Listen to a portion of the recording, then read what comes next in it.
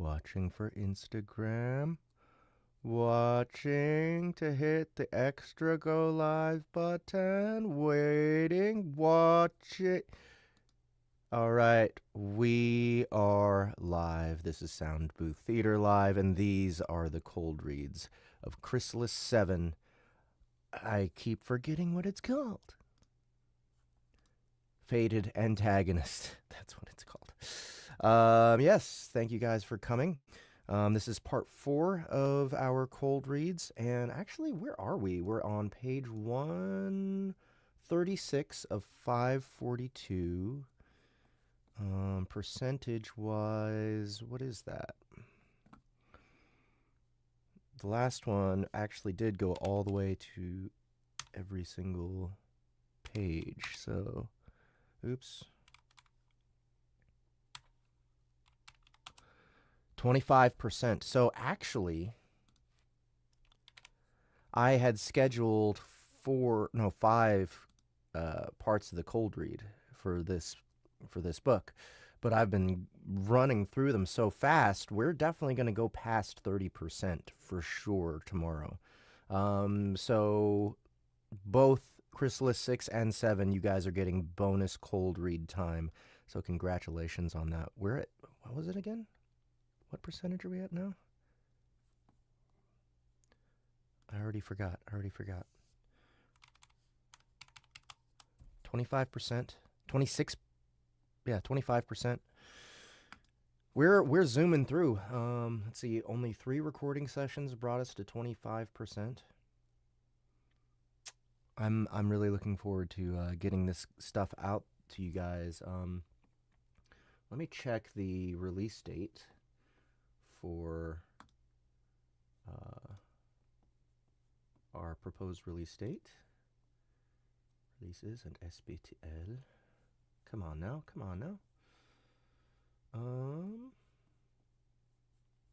So we are looking at a August 19th pre-order for Chrysalis 6. That's Advance into the Unknown. And then a release on September 2nd. So, that's not too long from now. It's a month and a half from now we get a pre-order. 2 months from now we get a release. And then we have told Aethon that we want to be doing another release 1 month after Chrysalis 6 for Chrysalis 7. So you guys are going to have 2 months back to back with Chrysalis releases. And we seem to be well on our way toward achieving that. Already Annie has been putting her voices into Chrysalis 6. Already I think someone has started proofing Chrysalis 6. So, yeah, we're going to be having that out soon with Aethon. I hope you guys are having a good day so far, a good morning. Looks like my connection is okay. I hope it doesn't get too bad during the stream. Let me see if I can kill some tabs here, help us out.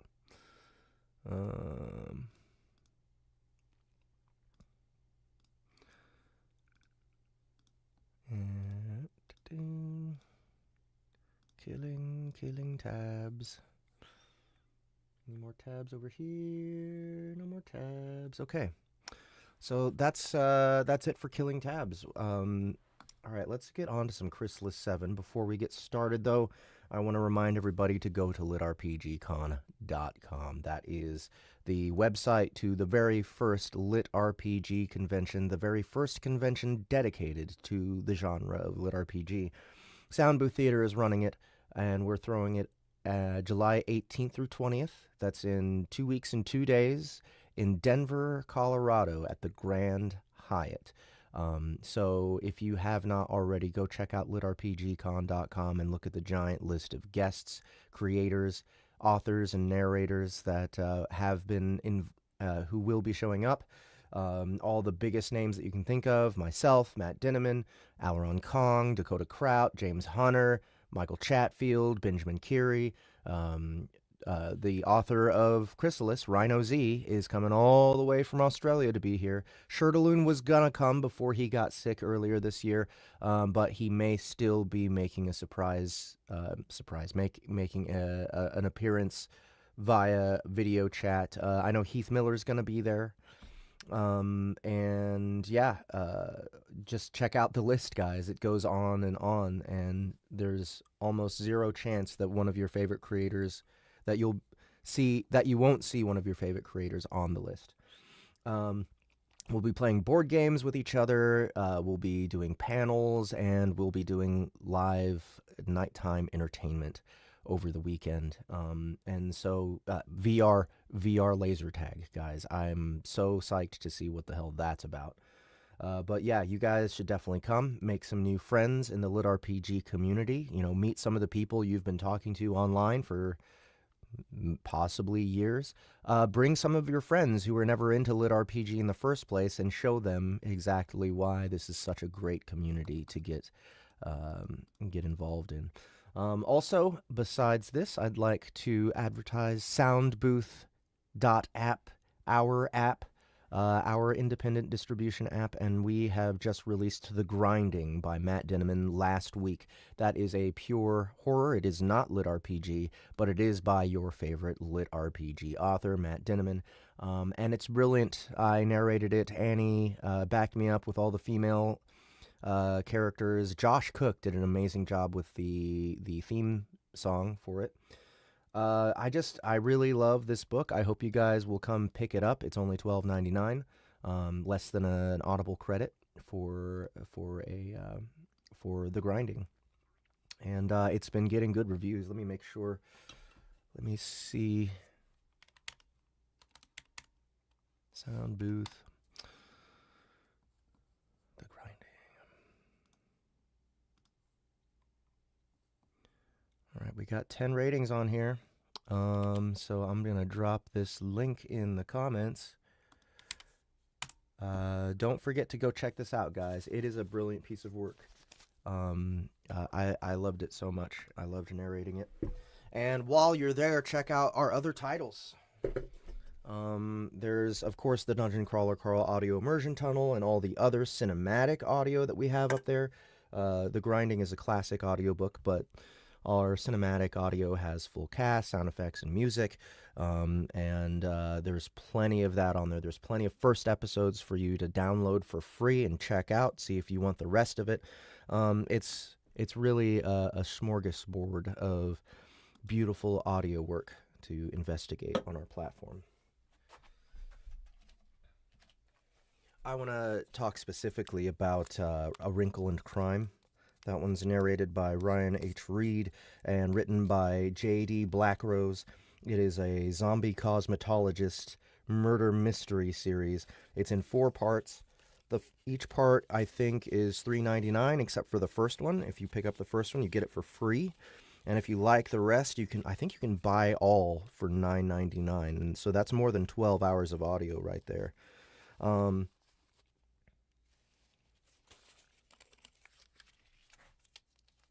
Yeah, it's a great series. Ryan Reed did a fantastic job with it. And I got to play some fun characters on it as well. All right, here goes. Back to work. Don't want to be accused of being lazy. Here we go. Chapter what?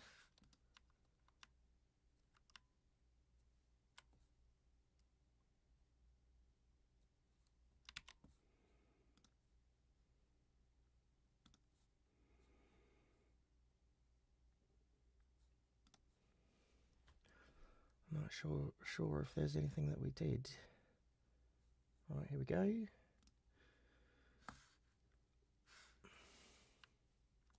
Oh, almost forgot to include you guys in this. Here we go.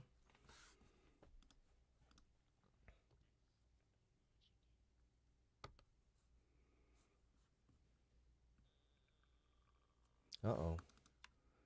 What's going on here?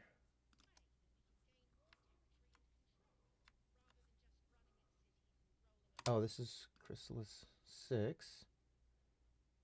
Here we go. Making all these mistakes, going to the wrong damn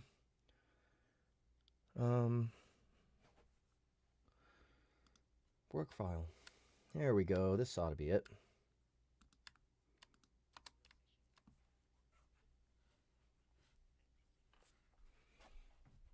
All right.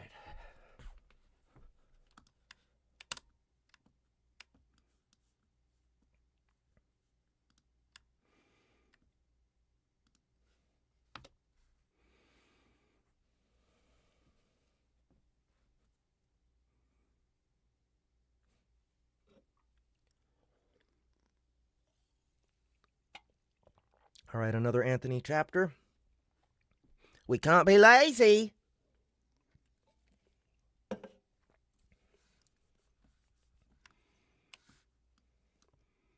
Chapter 40. Ponder, ponder. The council had thought long and hard about the potential of bringing Brixin on as an ally. While she was an enemy in one sense, that wasn't really how demonic society functioned.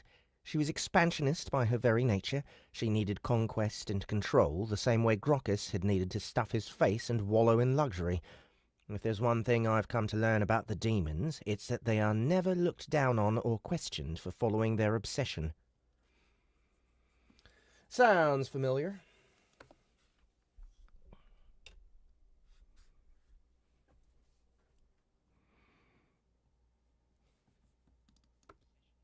A hunger demon might not exactly be happy to be the victim of a murder demon, but they understood it in a very pragmatic way.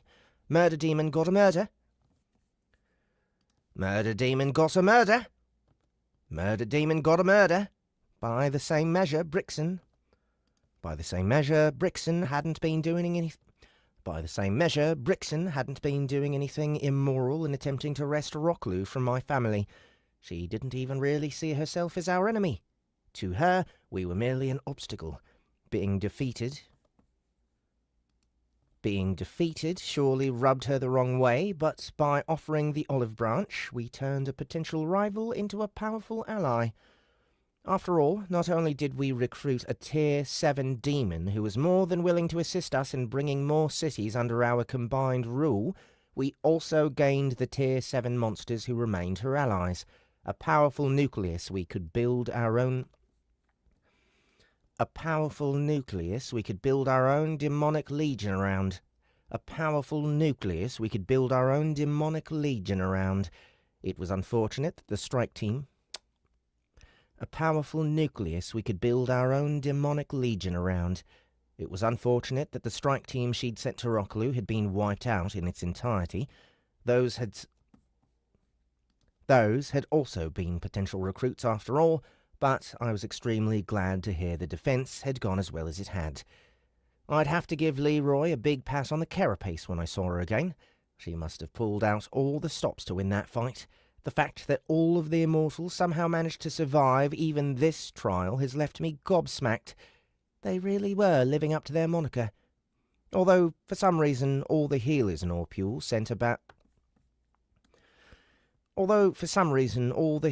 Orpule spent about an hour howling with laughter. After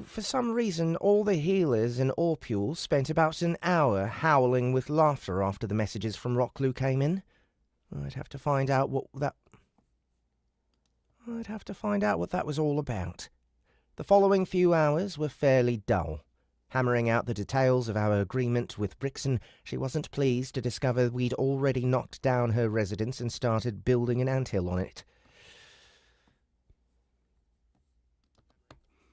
Hammering out the details of our agreement with Brixin, she wasn't pleased to discover we'd already knocked down her residence and started building an anthill on it, and were laying the groundwork for the short to medium-term strategy. Right now, both Orpule and Orpule were severely depleted in terms of combat-obsessed demons. Multiple wars and invasions meant that whilst both cities still maintained a healthy population of more reticent monsters, the out-and-out fighters were largely dead. Indeed, Orpule in particular was massively low on frontline demons. All of their remaining Tier 7s were of the casting variety, which wasn't a bad thing overall, but it meant they lacked balance. Overall, the demons had a rather relaxed attitude toward the death of their own kind. I mean, it was hardly surprising, since all they had to do was lean over the edge of the plate to see literally millions of it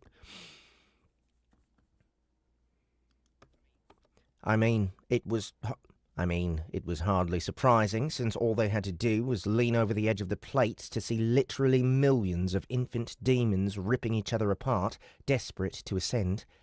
Underpopulation was a problem that was guaranteed to remedy itself given enough time. Oh no, I've left the door open.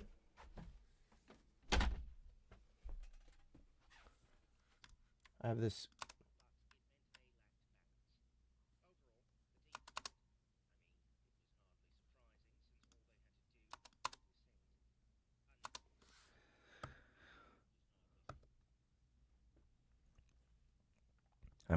it was hardly surprising, since all they had to do was lean over the edge of the plate to see literally millions of infant demons ripping each other apart, desperate to ascend. Underpopulation was a problem that was guaranteed to remedy itself given enough time, which was what we demanded Brixin agree to. The colony had very much overextended itself recently, much as I'd told the council after the invasion of Rockloo. We needed to continue our expansion, that was true, but the breakneck speed my siblings... We needed to continue our expansion, that was true, but the breakneck speed my siblings had been working at would only lead to disaster. Even now, there was a mountain of work to do before we could properly integrate Orpule and the surrounding territories. Already, tunnels were being excavated and infrastructure prepared to install a lift system to continue the second stratum above the... Already, tunnels were being excavated and infrastructure prepared to install a lift system to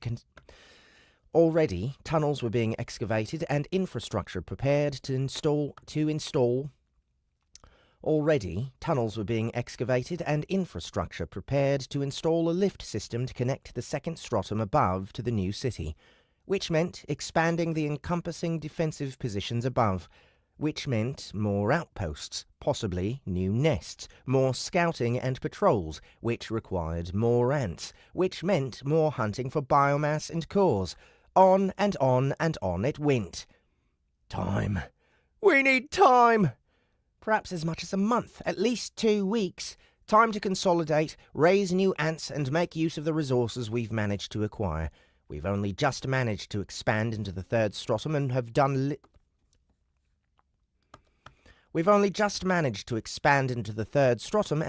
literally nothing to make use of that fact. Surely there is some incredible stuff down here that we can use if only we can give ourselves a chance to find and experiment with it. Gah! You'd think every member of the council had turned into Vibrant with the way they'd been acting lately. After convincing Brixin of our timetable, she made her way back into the city to ponder her new circumstances and work out where the heck she was going to live. She'd gone from having no cities under her control to 2 in the matter of a few sentences, so I'm sure she has a few things to process.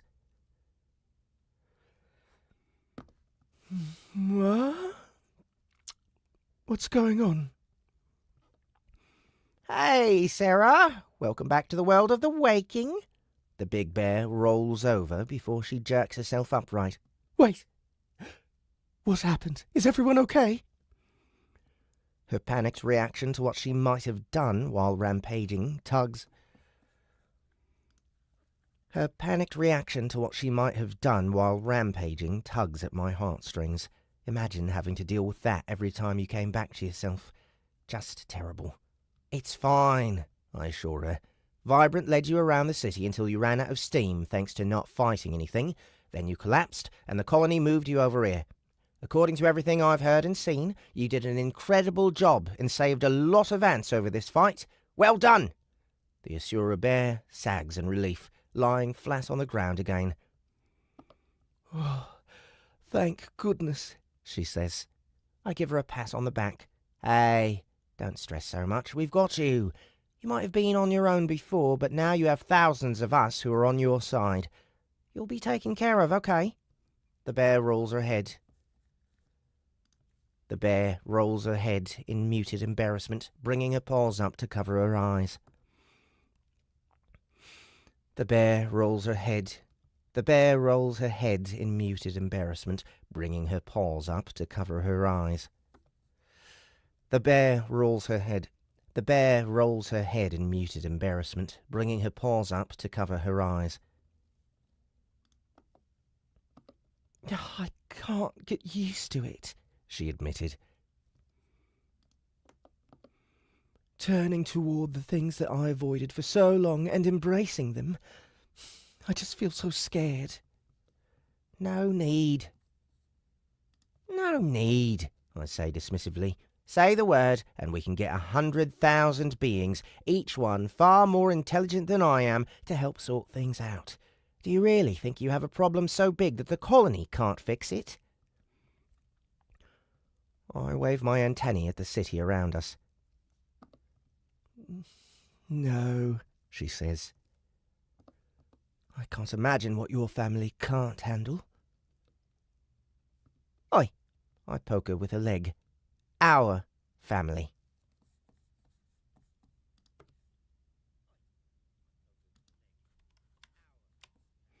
Oh, Anthony's such a sweetie. Next chapter, guys, all ready.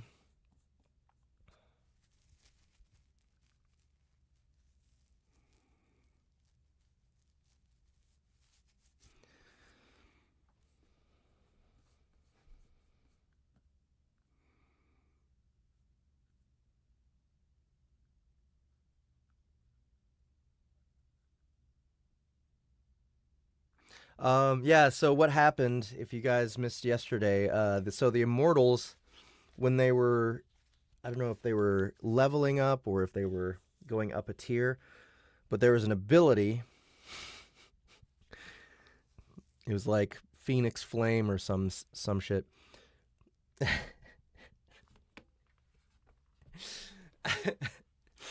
And they all immediately took the ability halfway through reading the description, because the description was like, okay, when you die, your body will emit this giant flash of flames and will completely annihilate.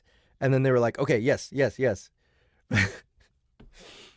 But then it says, annihilate all negative effects and wounds, and restarts their health. So so fucking funny.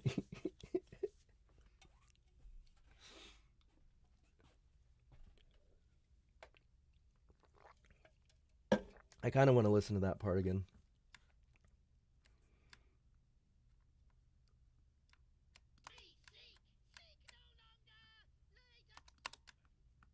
Yeah, here it is.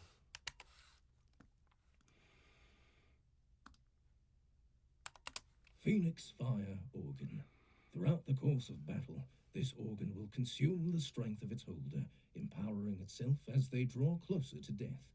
When the host expires, it unleashes the contained energy in a wave of flame that will annihilate. Each of the immortals realized at the same moment that when evolving, they'd stopped reading at this point and confirmed the selection on the spot. Leroy hadn't even noticed there was more text. Any injuries the host bears, bringing them back from the brink of death to live again. The battlefield remained frozen for a long moment as each of the ants tried to process what they just learned. Damn it! Leroy screamed.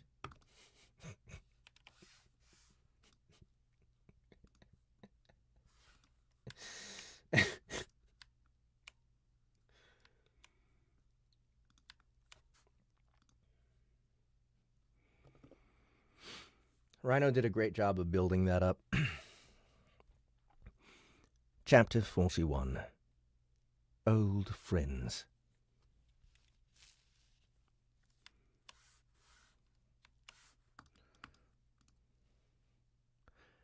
The air burned as Torrifex strode past, superheated by the seemingly endless energy that rolled off the massive demon in waves. Odin Malum had not been able to determine exactly what species the Tier 8 monstrosity was, but it clearly had a root in the fire affinity. Odin had seen the demon deploy many other weapons as well, though the oppressive heat that ignited the oxygen. Odin had seen the demon deploy many other weapons as well, though the oppressive heat that ignited the oxygen around his frame was enough to defeat some enemies on its own.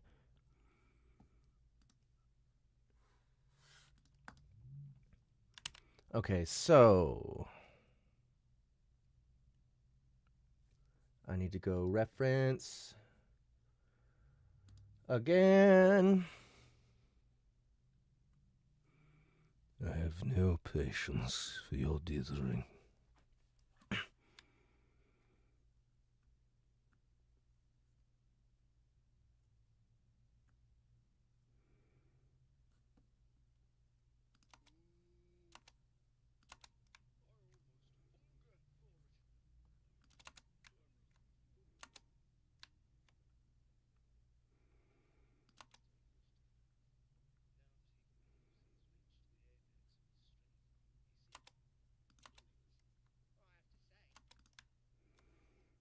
Where is it?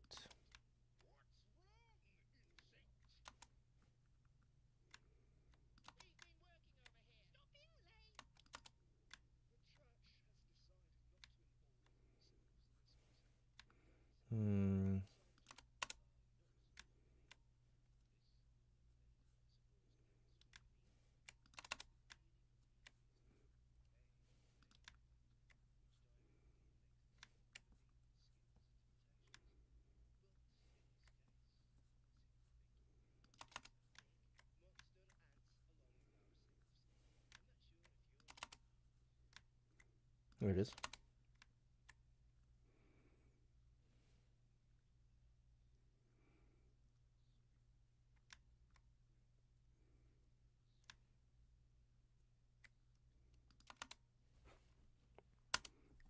Got it.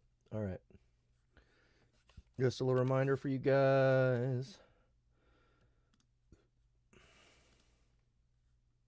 You have awoken me, little mouse.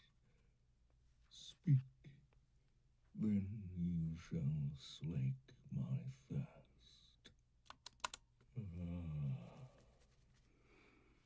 I have slept so long. At long last, my master has called for me. Speak, little mouse. Tell me what my god would have of me. Arconidum demands that you rise and make his children ready for his The time draws near then. I will stand before my master once more. Come, little mouse. As I serve, so shall you. There is much work to be done. I like taking my time with character voices sometimes.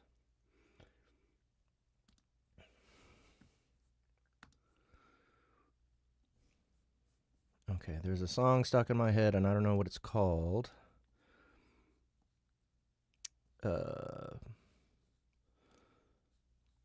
Groovy. Da da da da da. You know what that song is? You guys know?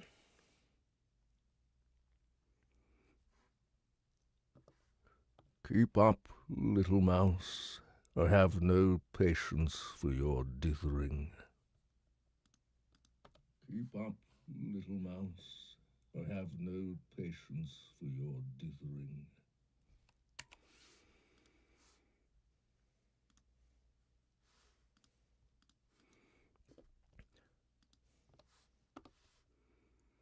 Odin stumbled as his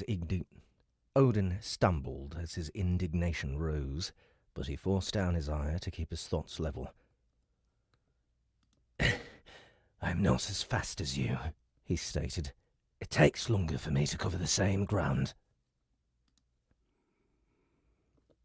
The bigger demon snorted in contempt. "You are the weakest servant our god has ever used.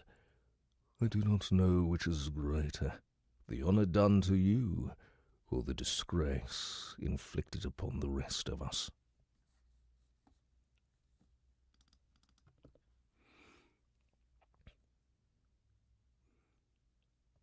He wanted to retort that he did not ask to be contacted by that horrific creature, but he knew Torifex would likely take his head off for the insult. His carefully honed survival instincts weren't needed to deduce that much. His captor did not tolerate any form of disrespect toward his god. Odin wasn't sure if he was prepared to accept that the Odin wasn't sure if he was prepared to accept that the terrifying being he'd encountered when evolving was divine, though he was certain he never wanted to stand in front of it in his physical form. Such an experience was to be evaded at all costs, and that's what his instincts told him. At Odin's lack of response, the giant monster snorted once more and put his head down, continuing his breakneck run. Torifex wasn't the fastest creature the reincarnated human had been since his rebirth not that long ago.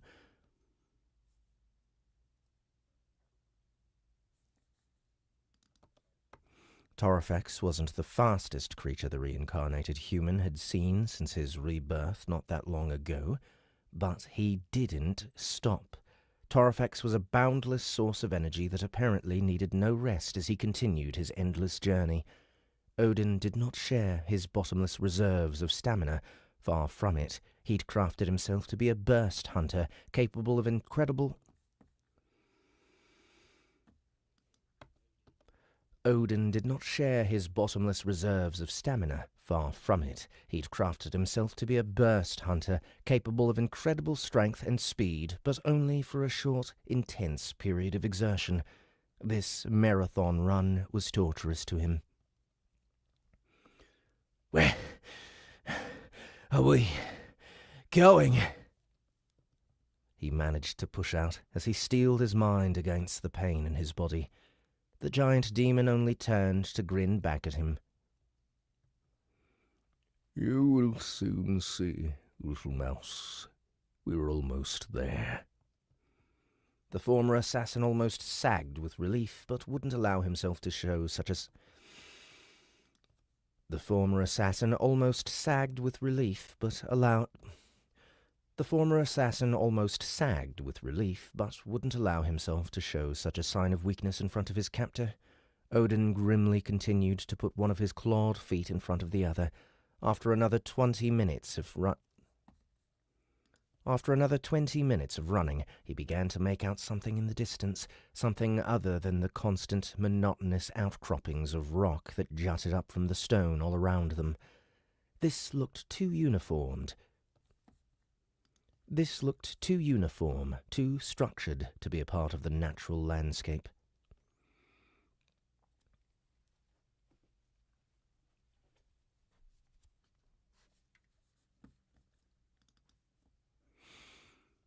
Indeed, the closer they drew, the more clearly the construction stood out against the rugged stone of this place. Walls, parapets, perhaps even a medieval-style gate. This was the first sign of civilization that Odin had come across in his second life, and it surprised him how much the sight buoyed his spirits. Humans hadn't been kind to Odin in his past life, and he hadn't been kind right back to Humans hadn't been kind to Odin in his past life, and he hadn't been kind right back to them. But to see something familiar, even if it appeared Humans hadn't been kind to Odin in his past life, and he hadn't been kind right back to them. But to see something familiar, even if it appeared more similar to something he would have seen in a history book, lifted his spirit. The appearance of the two demons didn't seem to have this... The appearance of the two demons didn't seem to have the same effect on the figures who occupied the distant fort. Even as he approached, he could see the flurry of activity taking place. Figures dashed across the parapets that loomed ever higher the closer they drew, atop enormous gates that, on Earth, he would have said were impossible to construct, let alone hold in place using medieval technology. Before they came much closer, a heavy presence descended on them, threatening to press the young demon into the ground. He felt his mind broken into through means he couldn't comprehend before a voice thundered inside his head.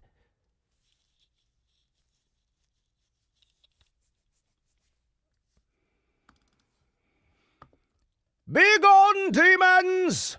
This place is forbidden to your kind. Leave or feel the fury of the tower!" If he hadn't experienced the impossible weight Arconidum's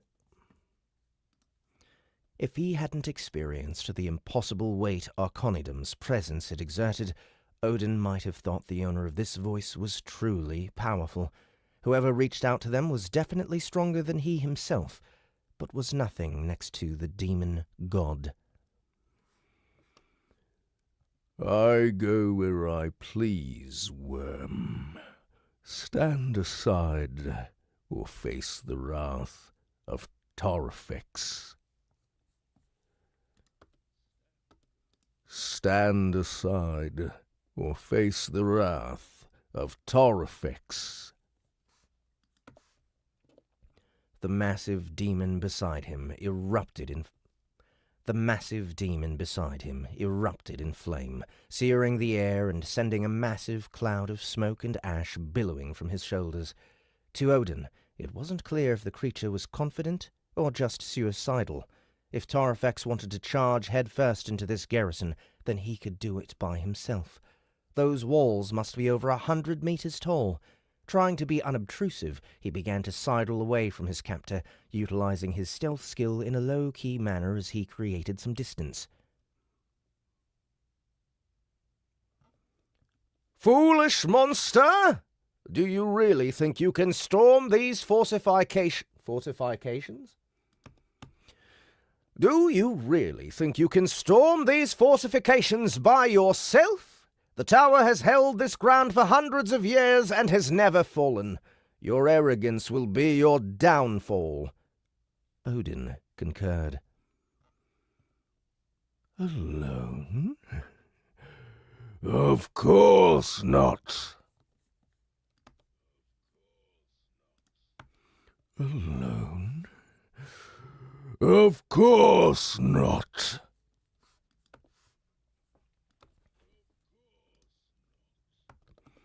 Torfix roared mockingly with his mind. "You have guarded this place for so long that you can no longer remember why. Pitiful!" A nervous feeling stole over the weaker demon as he glanced toward the horrifying beast by his side. What did he mean he wasn't alone? Odin would be no help at all against a force such as this. Did he refer to something else? Mind spinning, the former assassin began to arrive at some horrifying conclusions. Unaware and uncaring of his companion's fears, Torfix grinned a horrific grin before he clenched his hands in fists and brought them together in front of his face. The face of the mighty demon began to furrow in concentration as his hands erupted in blazing fire. The flames roared brighter and brighter as he poured more energy into it until his fists glowed incandescent white, chasing back the darkness of the third stratum for kilometers around. Tongues of flame burst forth, writhing and licking at the air, rising as high as the tops of the mighty wall in the distance. The sheer heat that boiled from him caused Odin to scurry and create distance lest even his demonic flesh be burned by it. The unbridled power of it was insane. Whatever Torfix was doing, the garrison clearly weren't prepared to allow it to continue. Huge balls of light ignited on the walls before they were launched through some Huge balls of light ignited on the walls before they were launched through some means. Huge balls of light ignited on the walls before they were launched through some means, arcing high into the air. Huge balls of light ignited on the walls before they were launched through some means, arcing high into the air. When they reached the apex of their climb and began to fall toward the demon, he ignored them, focusing all his attention on his two fists. Just before the spells converged on him, Tarfex brought both fists above his head and roared. Then he slammed them down, driving all the flame and heat directly into the rock beneath his feet. The stone shattered as if impacted by a meteorite, shards of stone flying in all directions. A rolling wave of heat expanded out from the impact point like a shock wave, and the stone around the mighty demon literally melted into scalding black lava that bubbled and hissed evilly. Wake up! Wake up! The force of Tarfex's mind staggered Odin as he tried to flee. The Master calls!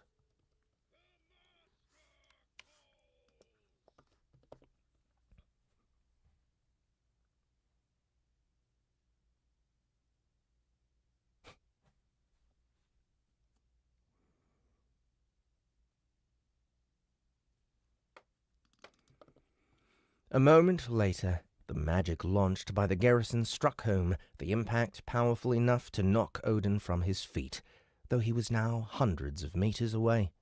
He rolled across the rocky ground, scattering the ever-present larvae as he did so, his mind awhirl with frantic thoughts. Had his damned abductor survived? Was he free at last? The air hung still as all parties waited for a sign, and moments later the ground shivered as if it feared what was to come. A new aura began to rise, one filled with a boundless thirst.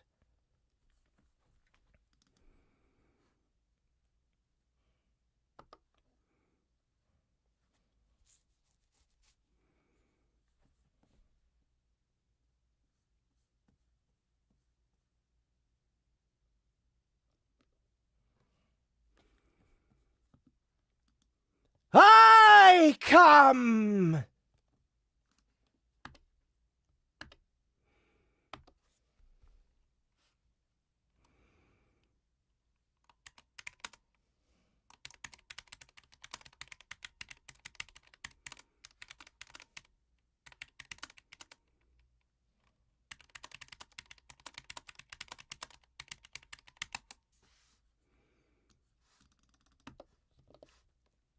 A new voice roared within Odin's mind.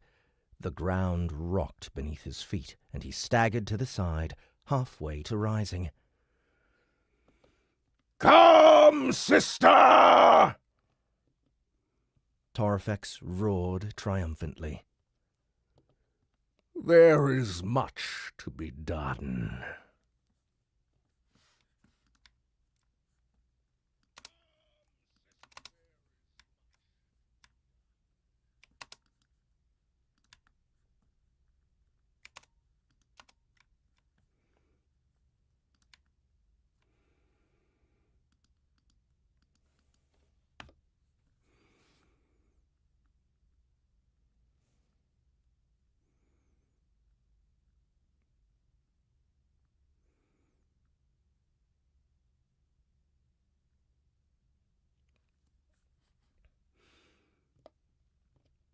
Chapter 42.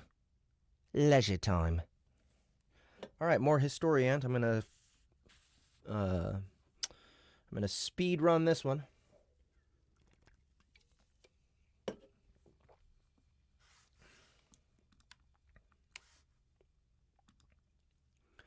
The origins of the Mother Tree are difficult to determine, even for us. Her children have been consulted on many occasions, but not even the most talkative Grovekeeper was willing to spill even an iota of their parents' secret history. What we can say with certainty is that she was spawned somewhere between the 3rd and 5th strata, most likely several hundred years after the rending. As the interests of the colony aligned with her own, the tree and her people became something of an ally to the family, but even so, there has always been a certain standoffishness to the Mother Tree that is not present in her children. Despite the best attempts of the diplomats, there has been little to no success in drawing closer to the tree herself. She seems content to exist in almost total isolation, with only her children allowed anywhere near her actual body. After she aided the colony during the initial Legion War, more to spite her enemies than out of any genuine affection for ants, we have always been predisposed to her people and have had many favourable agreements with them over the years. The eldest in particular seems fond of the Bruanchi and famously makes a point of visiting every grove they come across, something the diplomatic wing of the colony greatly dreads. The eldest has caused many an incident with our enemies and allies alike with their casual visits, but curiously never once with the Bruanchi. Despite the mystery that still surrounds their progenitor and matriarch, the children of the mother tree continue to be a source of wealth and friendship to the colony. We can only assume that this is in line with their parents' goals.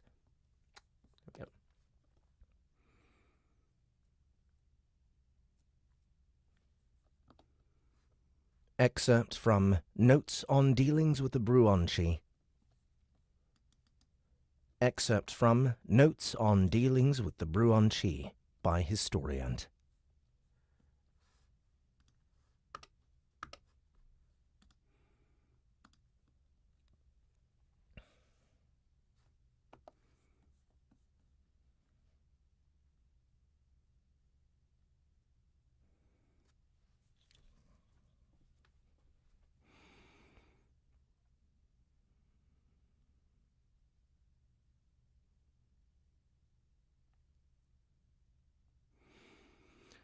Who is he talking to?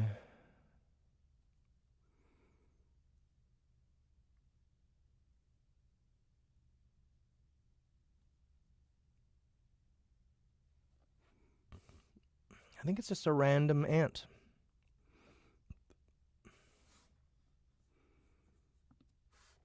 Are you sure you aren't being lazy, eldest?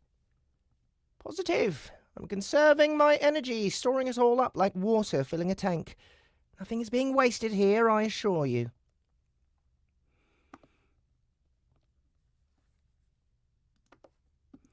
Stop slacking, eldest. Oi! I resent that. I'm actually doing something right now. Slacking? Damn it! Don't you have things to... Damn it! Don't you have things to be doing rather than throwing your scent jibes my way? We are working.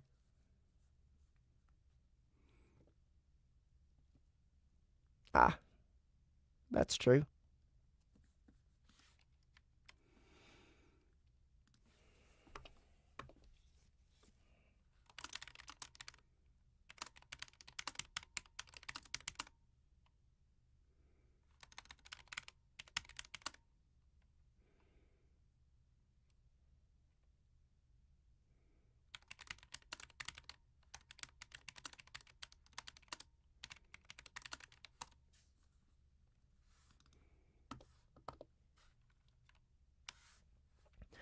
An unfortunate side effect of being ants, I suppose. They can be working with their mandibles and have their claws full of materials, but none of that stops them communicating through scent. Despite objectively being very busy, the team of ants working on construction in front of me are still quite capable of flinging their banter without missing a beat. Curse this extra layer of convenience! Ah, well, it's not really all that distracting in the end. With my plethora of mind constructs, I'm perfectly capable of holding a dozen lines of thought all at once. So exchanging words with my siblings occupies merely a smidgen of my vast mental capacity. It feels good to have so much brain power. As I absent-mindedly continue my conversation, I focus much more of my attention inward toward the vestibule. With thousands of ants within the city, and more working above in the second stratum, and scouring the plains below, the organ is awash with energy, the collective will of the colony feeding into my being after being magnified through the nave. The thoughts and feelings, the desires and drives of all those thousands of ants flutter within, a constant stream of them. It's not something I often do. In fact, it's something I usually avoid doing in a very deliberate way. But I can reach into the stream and take hold of a single drop, one specific sliver of thought, and experience that little wrapped-up parcel of will like a vignette. I've gotten much better at doing this lately, since I've been almost exclusively using this method to track Brilliant through the thoughts she unknowingly supplies me. Now that I have a little time on my mandibles, I've decided it might be a good idea to actually experiment and play around with this ability. So, here I am, plonked down in the centre of Orpule, while several teams of workers build and modify the city around me, poking and prodding away at the vast sums of energy pouring through me at any given moment. Guided by divine providence, I reach within the flow with my mind and take hold of a drop of will.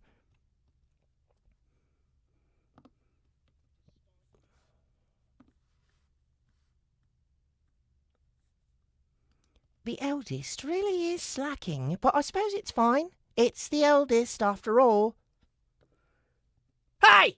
Yes, you, the soldier over there. I'm not slacking off. I'm testing some things over here, all right? Being the eldest doesn't make it okay to slack. The ant in question jerks with surprise at suddenly being yelled at, almost dropping the chunk of stone she had in her mandibles.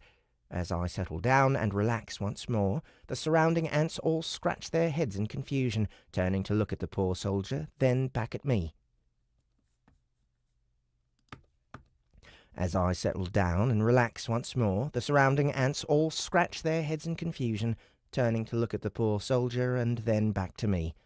For her part, the soldier shrugs it off admirably and gets back to work, not thinking too deeply about what I'd had to say.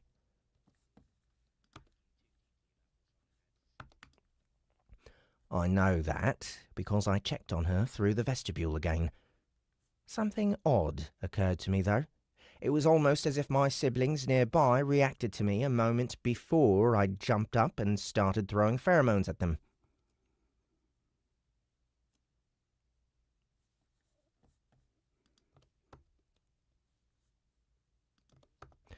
It was almost as if my siblings nearby reacted to me a moment before I'd jump up and start throwing pheromones at them.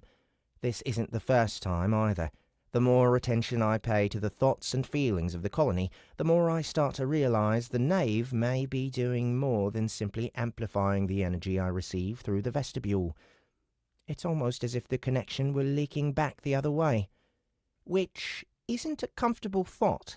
I don't really want the colony exposed to my thoughts and feelings. They're so much less productive than what they provide to me.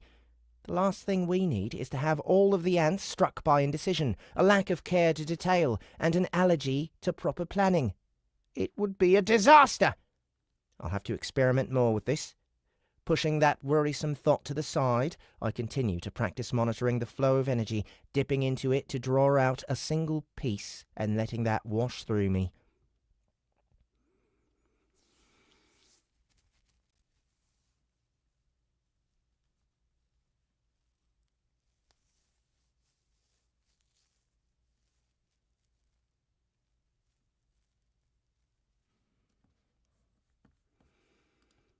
A mage ant who specializes in earth magic, her mind bent to reshape. A mage ant who specializes in earth magic, her mind bent to shaping the stone in front of her, determined to shape a sturdy home for her people. A scout running messages, her legs sore and aching from constant movement, but a burning desire to help her family keeps her moving forward. A general coordinating teams, ensuring she positions herself correctly in the grid to apply her aura buffs to as wide a radius as possible. So long as there are others working, she will remain in place to assist as best she can. Vibrant is running. Fast, fast, fast, fast, fast, fast, fast, fast, fast, fast, fast, fast. Fast, fast, fast, fast, fast, fast, fast, fast, fast, fast. Fast, fast, fast, fast, fast, fast, fast, fast, fast, fast. Fast, fast, fast, fast. Fast, fast, fast, fast, fast, fast, fast, fast, fast, fast. There we go. If she moves fast enough, she might even catch up. A core shaper looks across at her pets, who she carefully crafted when they were cores and then raised from the moment they were reconstituted. They are like her own grubs, but she will sacrifice them for the colony should the need arise. Nothing is more important than her siblings. Brilliant is thinking, scheming, her mind racing at 100 kilometers an hour, like it always does. A rare opportunity where the eldest has let her off the hook. She needs to explore, to learn, to seek out the truth. Constantly in the back of her mind, the manor is spinning as she absent-mindedly trains her skills. She's on the verge of a breakthrough. She can feel it. The ease at which she can handle manor is just unfair. Even here in a game world, talent is a real thing.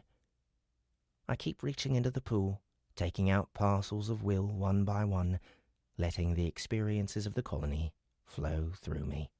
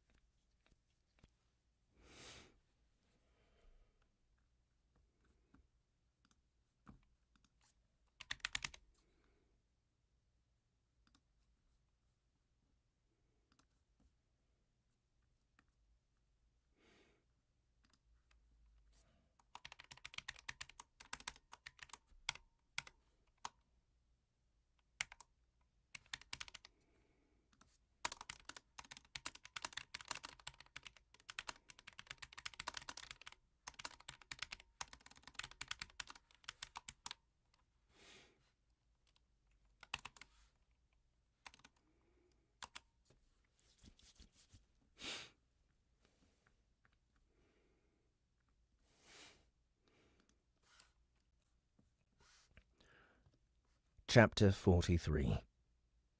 Deep in the Bones. Deep in the Bones.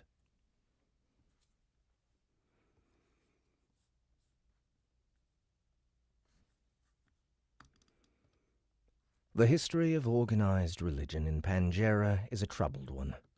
The history of organized religion on Pangera is a troubled one, though that could be said of many other institutions that exist on the planet. I do not seek to make excuses, mind you. I am simply observing the universal truism that when groups of people of different, or even the same, race gather together, there is inevitable conflict. So few records exist of the time before the rending, at least that are publicly available, and almost none speak of a church or faith, though there are hints here and there.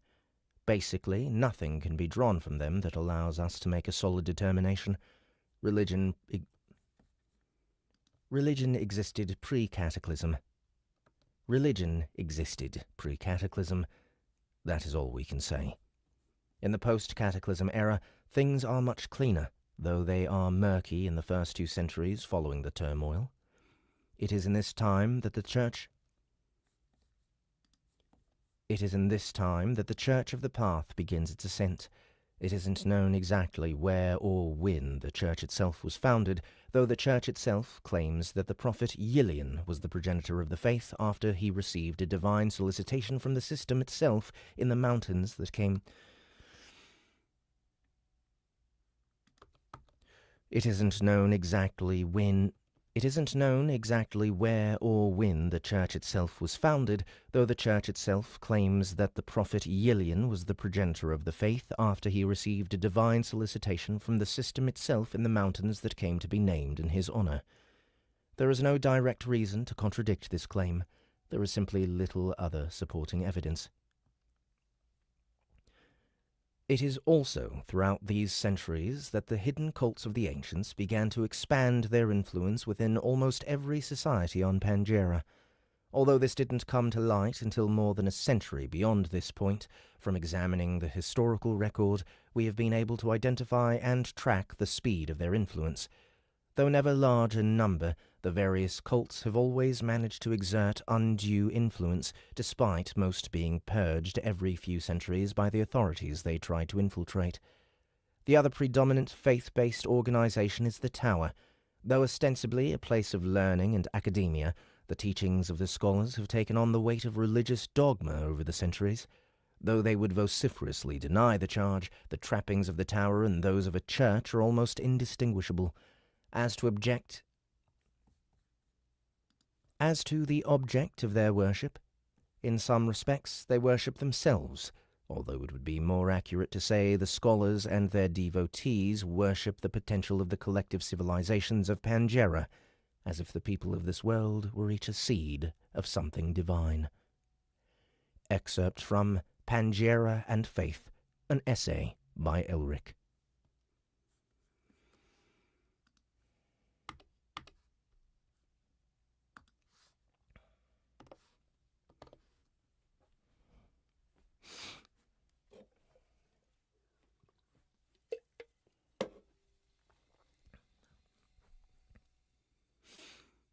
There was a certain weight in the air when Bane communed with his flock, a solemn mood that permeated through the space around them as each member of his burgeoning priesthood lowered their head in silent contemplation of the glory that had been revealed to them. The words of the Great One, the ways of the colony, it was a code for life. It was a code for life that each of these people had only touched the edge of, yet already they found themselves in awe. And so much more was to come. Bane had been the first to evolve his class, and it had been a torturous decision, trying to weigh which aspect he wanted to specialize in the most. It was as if the system had removed all his vital organs and then told him he could only have one back.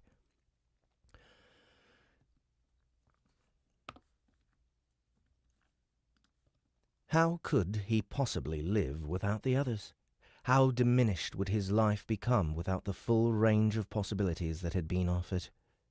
Ultimately, he had listened to his heart and made the selection that spoke most deeply to him, the one he felt would allow him to best serve his people. The Ant-Bishop class had called to him strongly. The ability to radiate the dedication and peace of the ant had been like a siren song for his very soul, yet he knew he would be better able...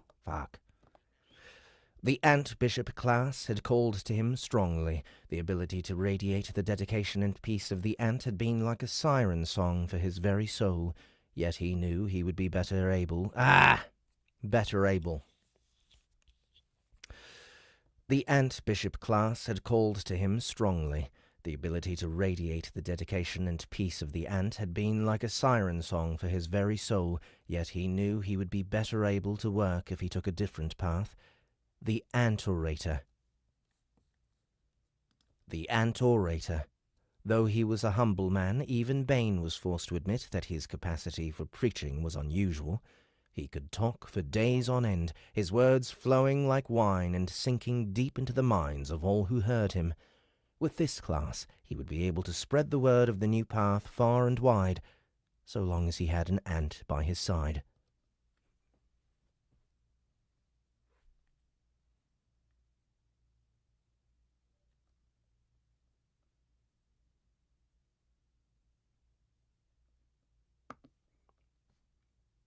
Is this going to take much longer?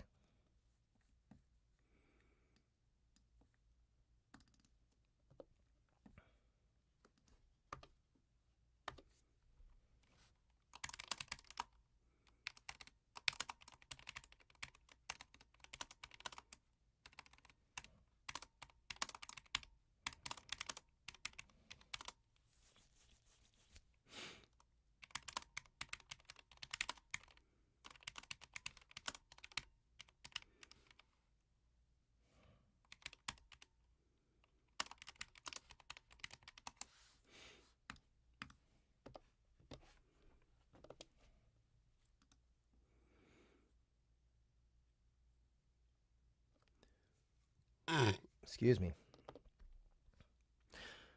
A wave of pheromones jolted him from his thoughts. He turned to see that his new companion had moved away from the wall and approached him directly.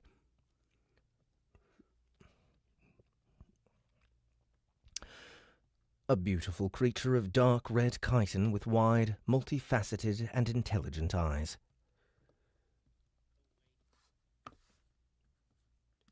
Not much longer. Not much longer.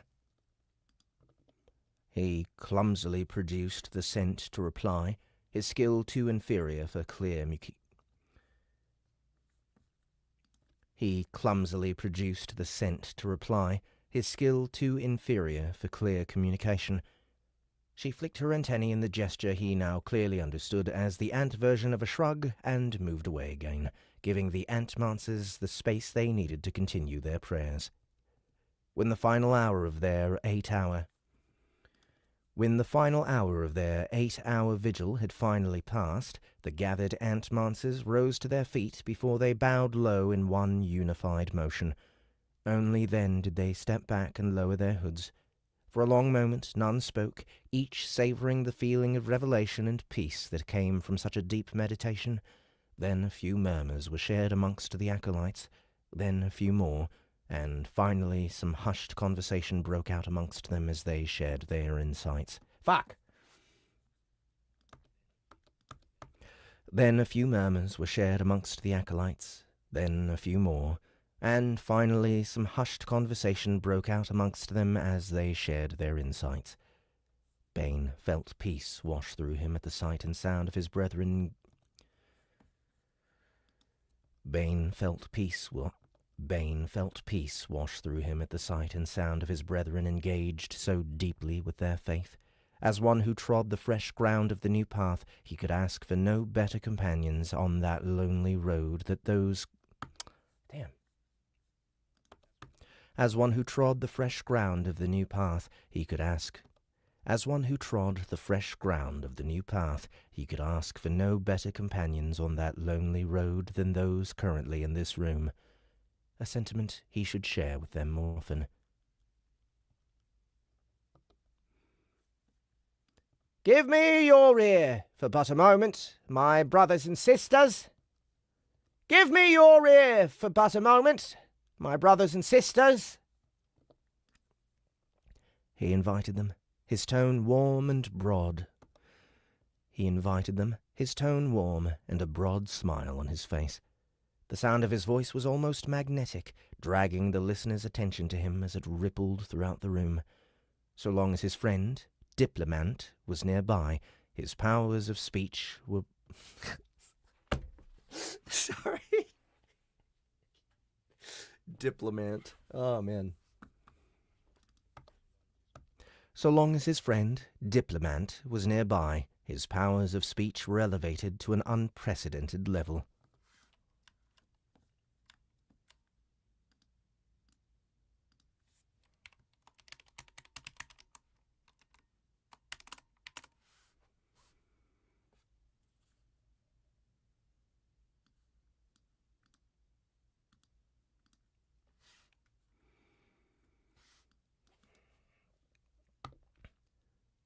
The time has come for us to embark on a new mission.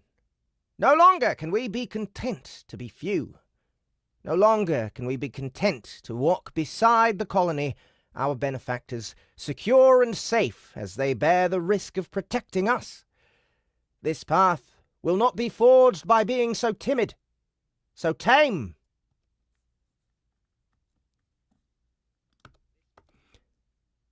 This path will not be forged by being so timid, so tame.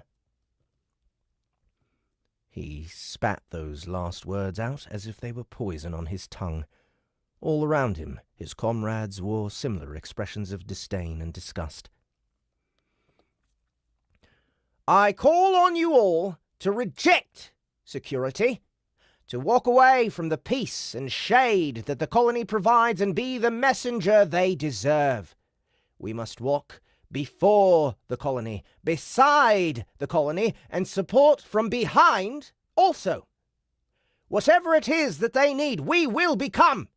I ask you to be selfless in your devotion, as the colony is selfless. Now is our chance to truly embrace what it means to follow in the Great One's steps, to be held in the mandibles of their light, and heed the scent of their words.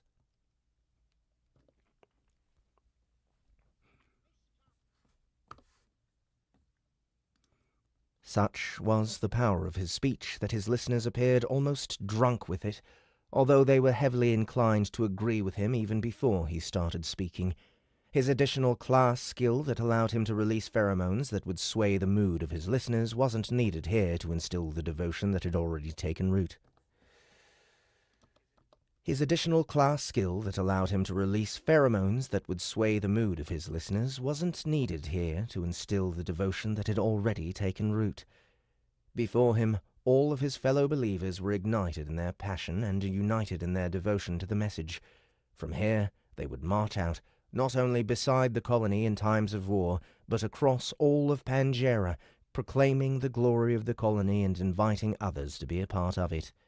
The coming of the Great One was incredible news, and it would be horrifically, unthinkably selfish to hoard it to themselves.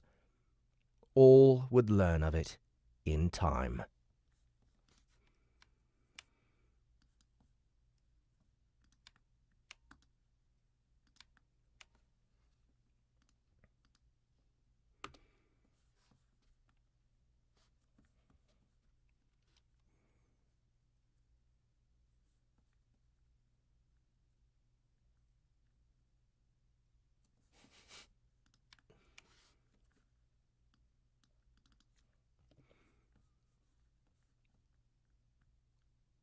Chapter 44.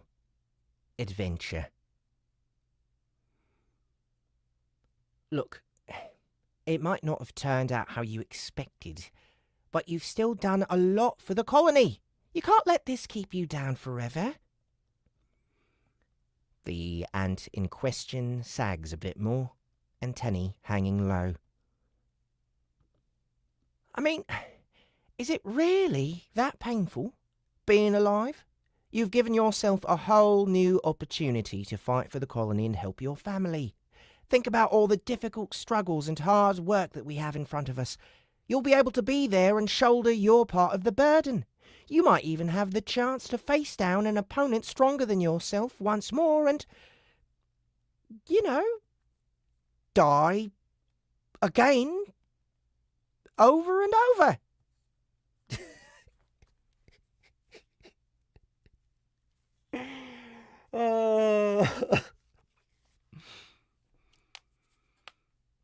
Oh, man. Are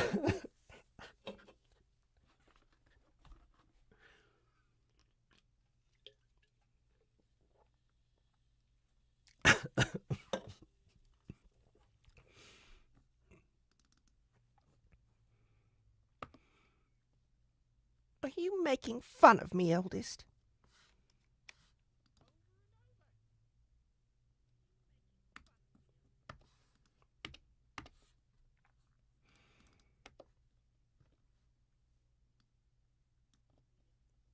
Would I do that? Yes, the healers have been laughing at us for a week straight. Hey, I'm not like them, all right? I want you to be happy. I just don't want you to get killed trying to achieve that.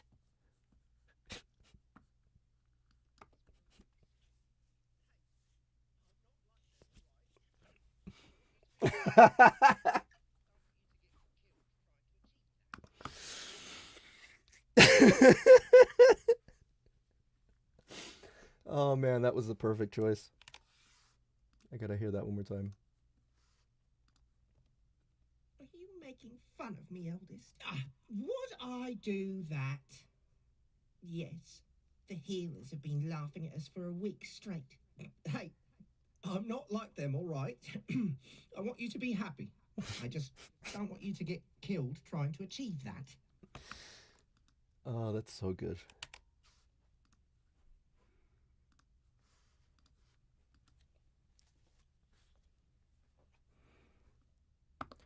What if that's the only way I can achieve happiness? Then too bad.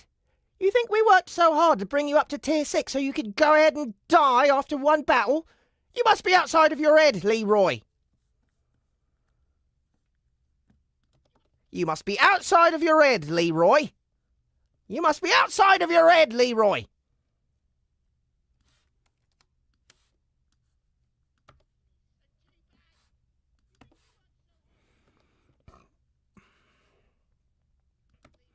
Thwack!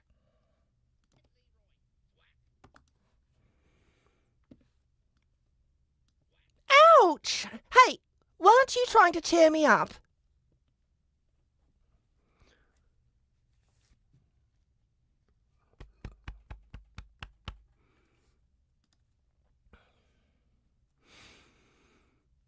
She protests, trying to protect her head from my vicious antenna.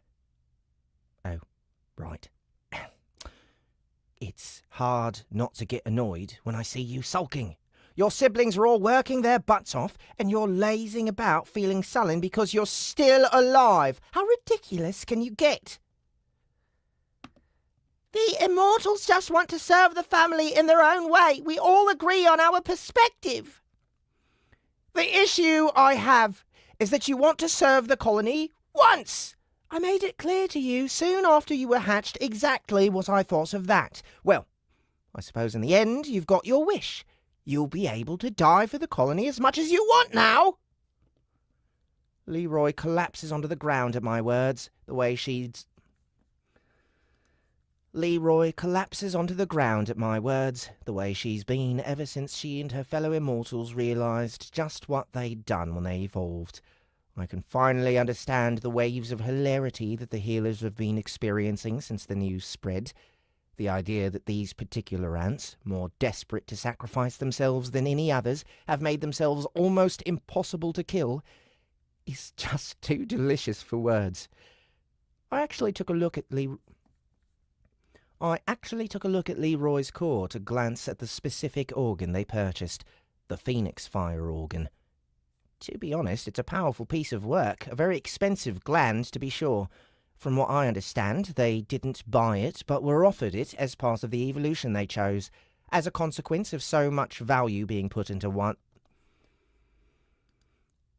As a consequence of so much value being put into this one element, the rest of their evolution was fairly subpar.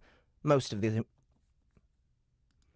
the immortals did the smart thing and poured their spare evolutionary energy into stats to compensate, making themselves tougher and stronger, which went a long way to helping them stay alive long enough for the Phoenix Fire to charge. Fucking hell.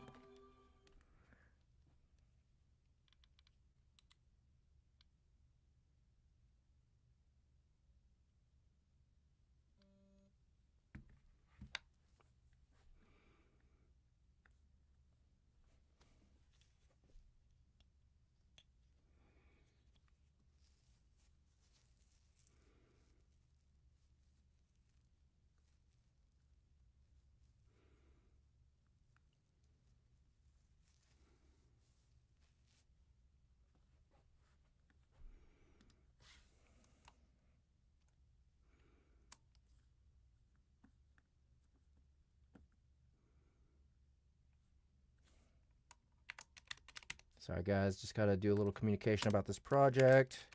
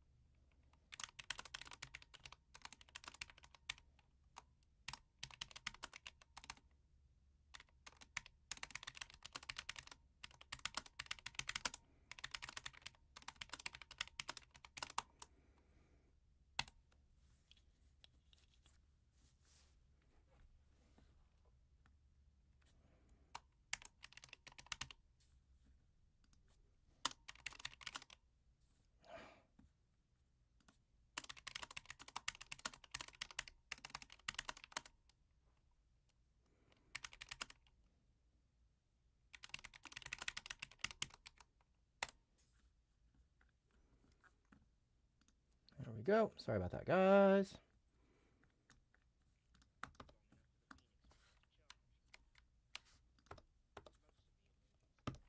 Most of the immortals did the smart thing and poured their spare evolutionary energy into stats to compensate, making themselves tougher and stronger, which went a long way to helping them stay alive long enough for the Phoenix Fire to charge.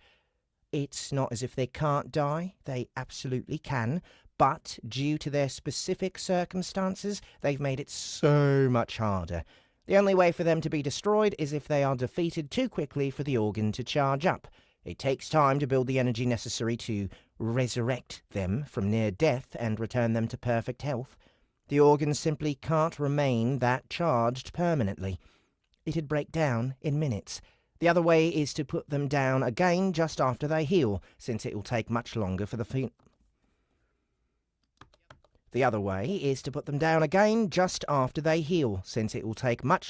Phoenix Fire to return to full power a second time. The problem is, both of those strategies rely on overcoming the absurd toughness of the Immortals. Their carapaces are still high...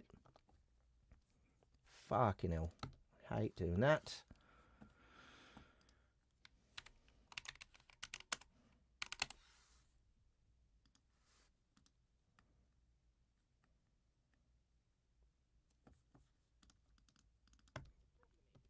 The problem is, both of those strategies rely on overcoming the absurd toughness of the Immortals. Their carapaces are all highly mutated, and the vast bulk of their stats are in might and toughness, making them extremely durable. On top of that, the armour produced by Smith Ant only gets better as time passes, making it even more difficult to actually put a wound on these ants. Killing them twice? Not even a Tier 7 was able to do it. Which makes it even more hilarious that this happened to Leroy, of all insects. In the future, as they mutate and further improve the organ, who knows how difficult they'll be to defeat as they continue to grow. I never would have thought it, but the Immortals have actually turned into a powerful and useful force for the colony. I expect them to see a lot of deployment when we start expanding further into the third stratum. Look, I didn't come over to try and give you a motivational speech. I want you off your backside and back to work along with the rest of your group.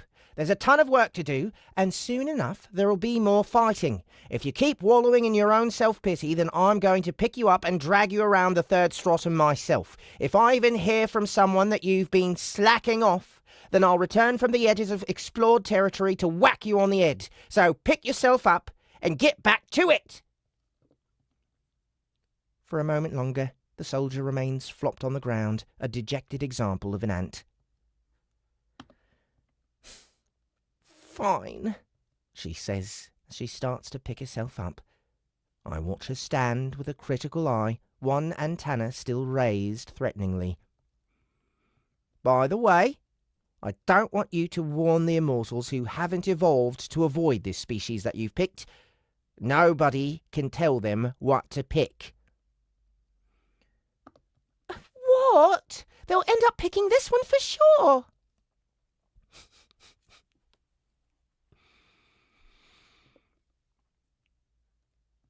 I shrug. That's their fault then. I'm not saying they can't pick the one they want. I'm saying the exact opposite. They can pick whatever they want without influence. Leroy fumes a bit, but she can see where I'm coming from. She eventually nods in acceptance. All right then. Oh. All right then. Go check in with Advent. I think she had something she needs you to do. It'll be a little while before your new armour is repaired. All right then. Go check in with Advent. I think she had something she needs you to do. It'll be a while. It'll be a little while before your new armour is repaired, so you'll have plenty to do helping with build. It'll be a little while before your new armour is repaired, so you'll have plenty to do helping with building until it's time to fight again. Having dealt with the Leroy problem, I finally release a deep sigh. The moment she and the other immortals arrived in Orpule, they'd been a solid weight dragging down on the vestibule, their misery sinking into me through the will they provide. I had to do whatever it took to get them moving and back on the go, just to stop them distracting me. I mean, I didn't enjoy seeing Leroy so miserable either, but it's not like she didn't do it to herself. I probably could have cheered her up by promising that she could go and fight an ancient or something and get smashed to paste twice in a second. But I refused to play into her stupid obsession. The sooner she gets over it, the better. All right then, where's the crew? I need to get Sarah, Brilliant, and my friends together. It's time to get out and get leveling again. I won't rest until the latest champion has risen to the point where she can contribute to the colony. All right, so Elder Alcari asked a question. 1 second. This is the last set, or last chapter in this set. Collect all and save. So this is amazing. When you take a break, can you explain your breath techniques when recording? Yeah, so,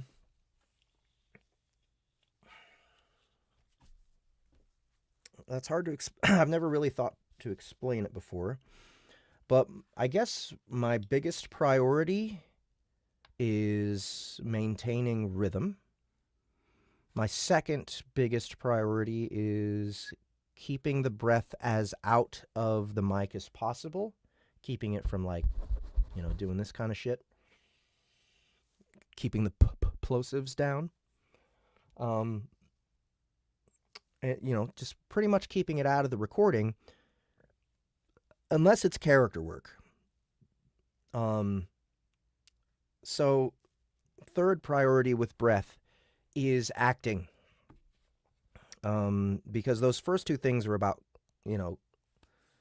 well, I guess the first thing is about performance, and it is about keeping flow, right?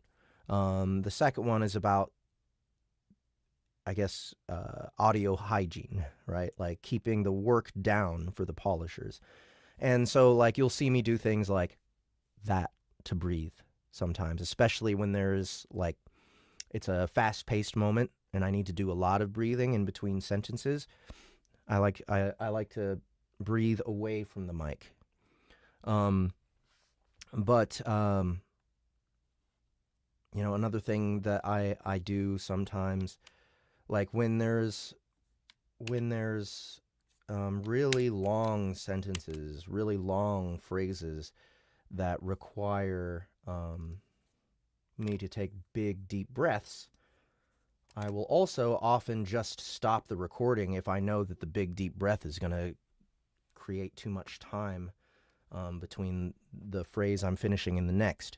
So I will finish the phrase and immediately stop recording, take my big breath, and then immediately keep recording from where I'd stopped. So that's the best way to keep the breath out of the recording, obviously. And I also will hit the record button instead of before I breathe in, when I'm coming back into a recording. Instead of then, it's right after I breathe in, then I hit record and start the phrase.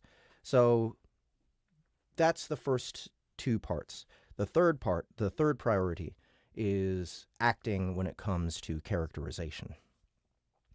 Breath has so much to do with delivery. Starting a breath or ending with a breath, taking breaths in between, because breath also denotes thinking, right? We breathe when we're thinking.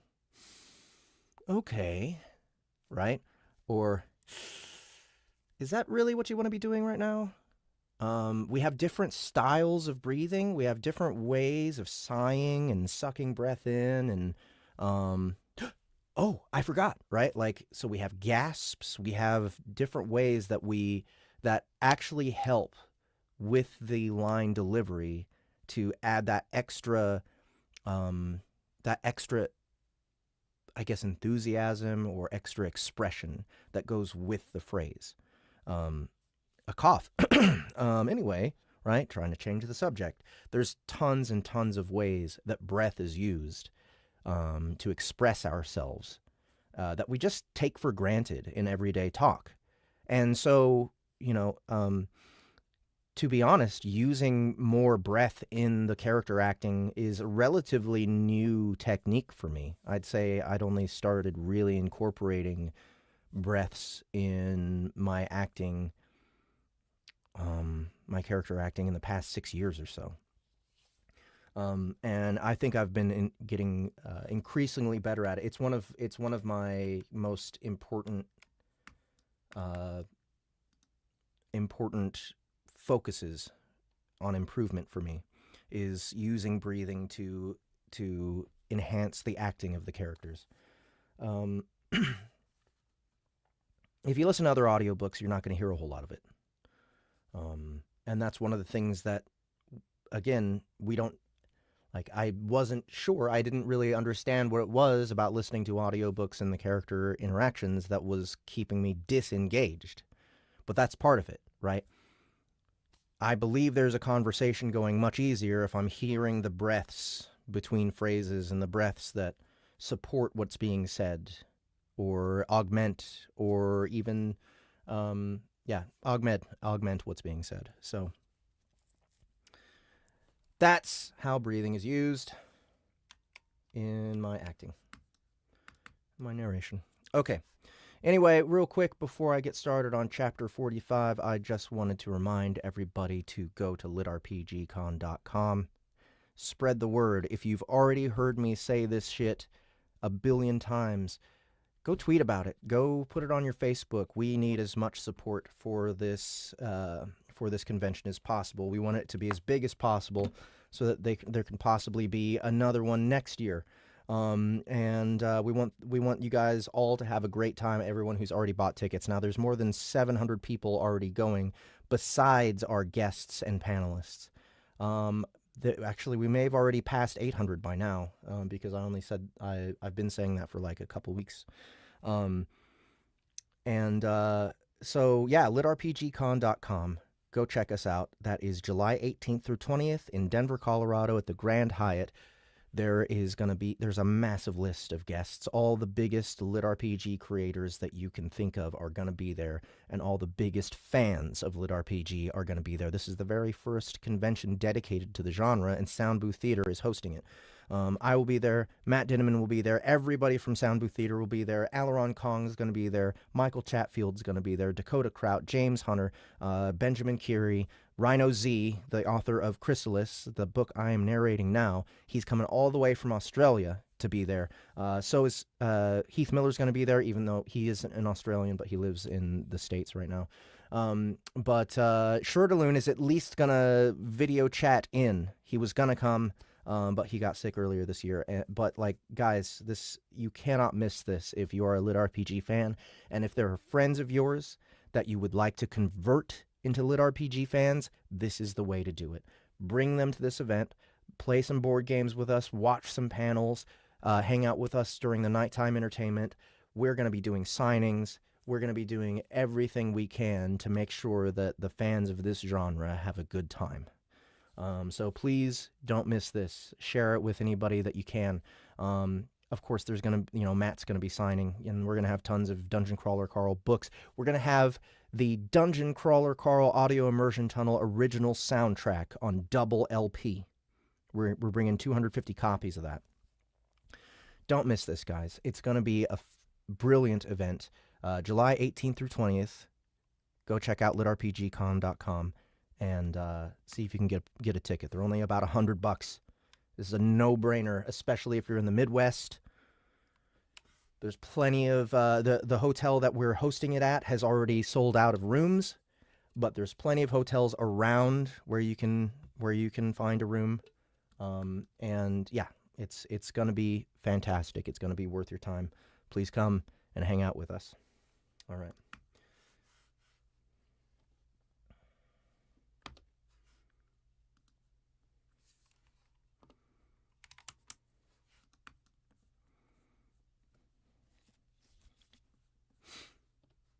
Chapter 45.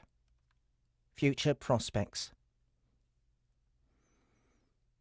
So, this is the full armor set, huh? Yep. It's heavy, but it works very well.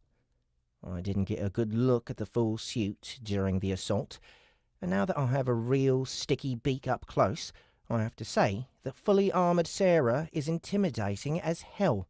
She is already a well-built monster in terms of mass, but with smooth, interlocking plates of armour covering her massive frame, she has an altogether different level of presence.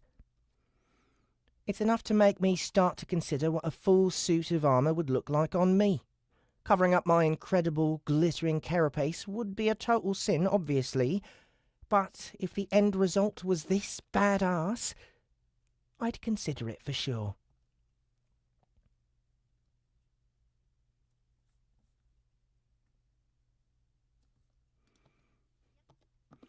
Yep. It's heavy, but it works very well.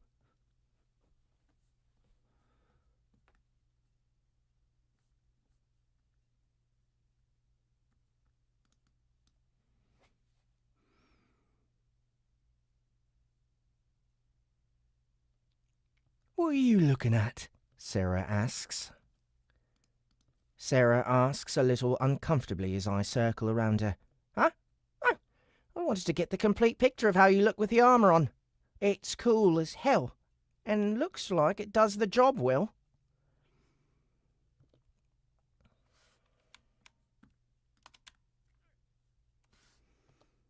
So, this is the full armour set, huh?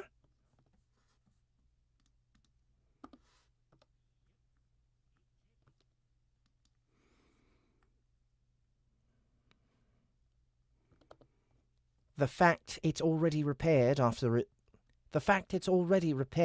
the assault goes to the fact it's already repaired after the assault goes to show how little of a beating she took, surprisingly enough. There are still scratches and scuff marks all over the metal, but from what I understand, all that needed to be done was replacing a few plates, and she was good to go. You sure you want to take it out with us? I ask her.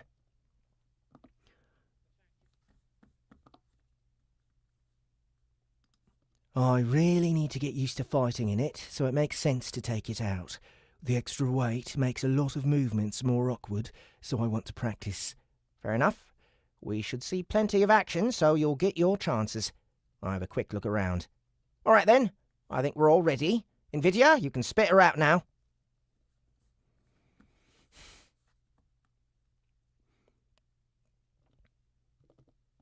Revealing his wide, toothy grin, Invidia opens up and pushes the bedraggled Brilliant out of his pocket dimension mouth and back into reality.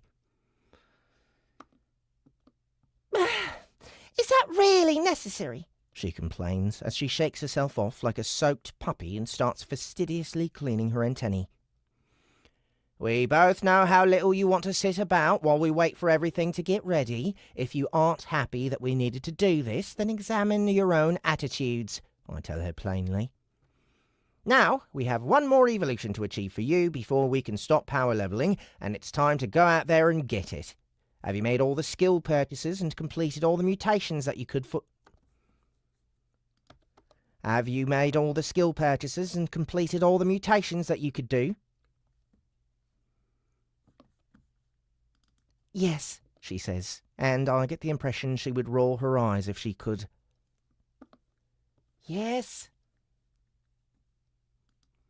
I did all that ages ago. Have you? I have not. But she doesn't need to know that. Never mind that, I say a little too quickly. How about you, Tiny? Crinus, all ready to go? How about you, Tiny? Crinus, all ready to go? I get a firm nod and a thump on the chest from Tiny. Yes, Master. I've fully recovered from my injuries. Great. Thanks, everyone. We might as well get going then. As I turn to lead the group to the newly installed lift that will carry us to the ground, a giant eyeball flares into existence in front of me. Holy smokes! Jeez, Al! How many times have I asked you not to do that? Minnie. Yet you still do it. I find it Amusing. I will join you on this expedition also. He couldn't possibly have said the word amusing with any less inflection on it. I also noticed he didn't bother asking. Ah well, it's not like I can stop him from tagging along if he wants to. Having a Tier 7 demon in your back pocket isn't something I want to turn down either.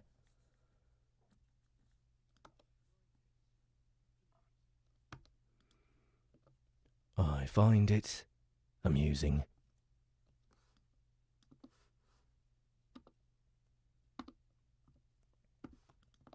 Nope.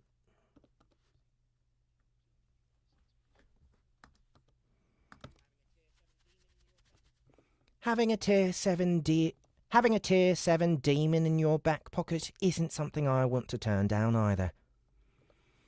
Fine, try not to hassle me too much for information, all right? I've got some stuff I need to work on, and I can't be telling you about Middle-earth all day. With the group assembled, we walk onto the lift, which hangs over the edge of the plate, exposing us to the frankly dizzying drop beyond. Let it rip! I cheerfully wave to the group of ants operating the lift, and they accommodate us, triggering the mechanism and starting the descent. I'm not sure exactly how we power these things. But however we do it, it is going to get a workout on this trip. Invidia and Owl can fly, but between Sarah, Tiny and myself, we are packing a fair bit of heft. As we slowly drop, I look out over the edge into the still breathtaking view of the third stratum. It blows my mind even now that this much open space exists inside the planet. It makes no sense! Yet here we are, lowering into a world of blasted black stone covered in fire and ash. Also demons. Hundreds of millions of ankle-biting demons. I get the feeling it won't be long until the colony comes down here and starts aggressively pruning the demon population in order to farm biomass. They'll need to strike a balance between feeding the insatiable hunger of the family and allowing enough demons to rise to Tier 6 to join the population in our controlled cities. They'll need to strike a balance between feeding the insatiable hunger of the family and allowing enough demons to rise to Tier 6 to join the population in our controlled cities. I've no idea how they plan to manage that, but I'm sure they'll have thought carefully about it. Perhaps we should even sponsor certain promising young demons, make sure they max out their cores before they evolve to try and increase the quality of the demons that eventually join us. That's actually a good idea. I was bound to have one sooner or later. It takes an hour for the lift to reach the ground, and we are more than happy to jump off by the time we reach it. Being cramped together on that small platform is far from comfortable. All right, here we are, folks. Since the colony is going to chill out for a little while, we have a few weeks in which we can go explore, fight, and conquer to our heart's content. Since the colony is going to chill out for a little while, we have a few weeks in which we can go explore, fight, and conquer.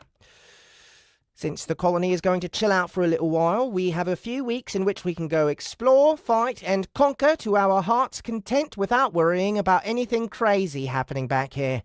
First priority is to get Brilliant up to the next tier so she can finally count as a real monster. And then the rest of the XP can be funneled into us. It's a long road to Tier 7, so we better get moving.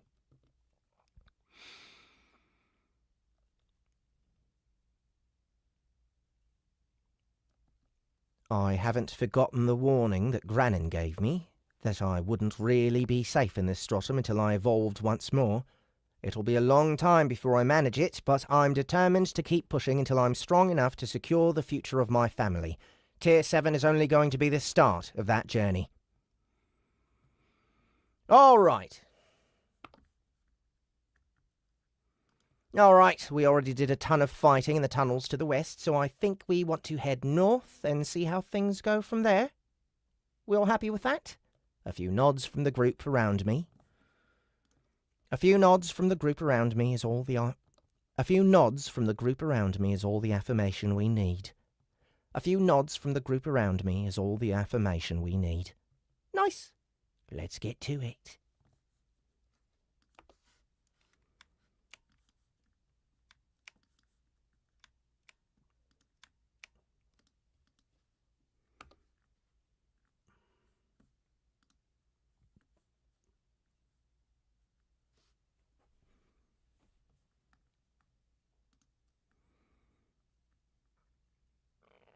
Oh my god.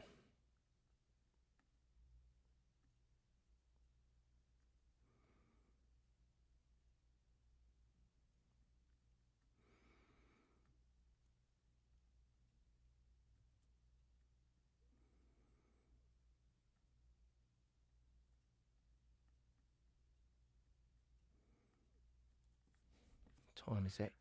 11:48. Man, there's a problem here.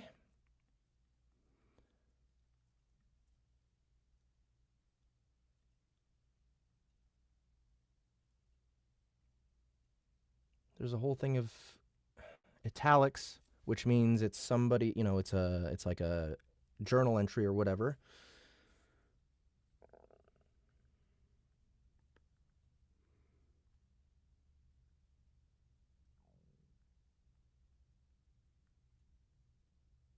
But it doesn't say who says it.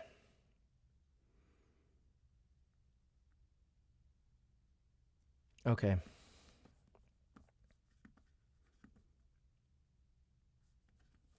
I'm going to have to ask Rhino Z about this. Hopefully.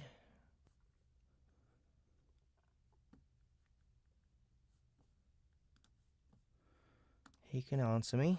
Hopefully he's up. Probably not, though. Chapter 46 of Book 7.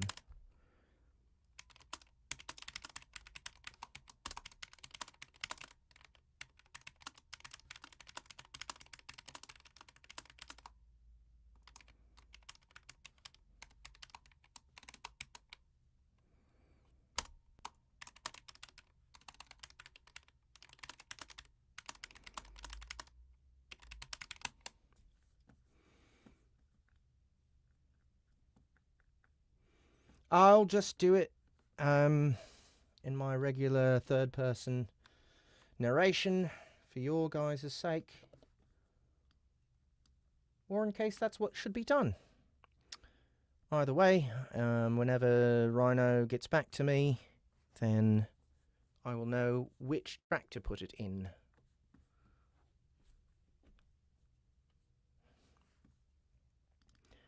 Chapter 46. The History. The colony recoiled from the reprimand of its eldest and most respected member. The colony recoiled from the reprimand of its eldest and most respected member. The colony recoiled from the reprimand of its eldest and most respected member as if it had bitten...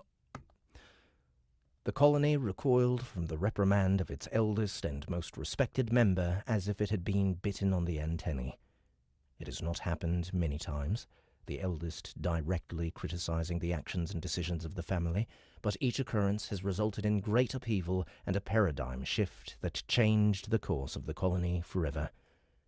This instance was no different. Warned of the impending disaster of the reckless pursuit of expansion at all costs was not reined in. Fuck.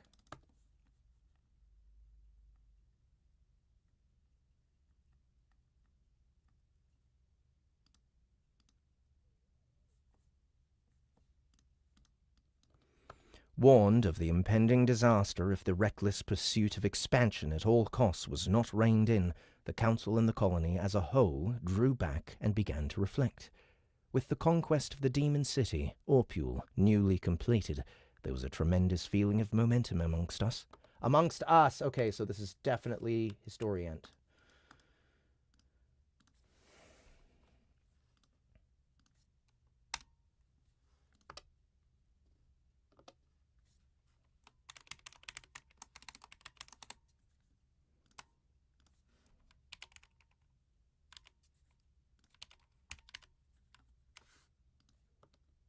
Nope, fuck.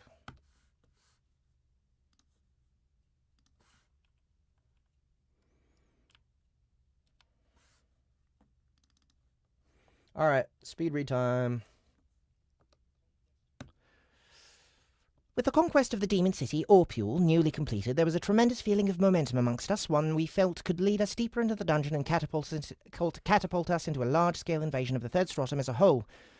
Only when we drew back, only when we focused inward, did the cracks begin to become evident. The need for reconnaissance of the new territories had become too great, in order to cope with the vast swathes of tunnel and open dungeon that needed to be carefully mapped, examined for resources, and assessed for threats across both the second and third strata. Older paths that had been considered safe were abandoned. Even those tunnels that lay between the main nest and the lands of the Golgari had become criminally under-patrolled, and many a scout shuddered at the thought of what the eldest might have said had they missed an invasion along those routes.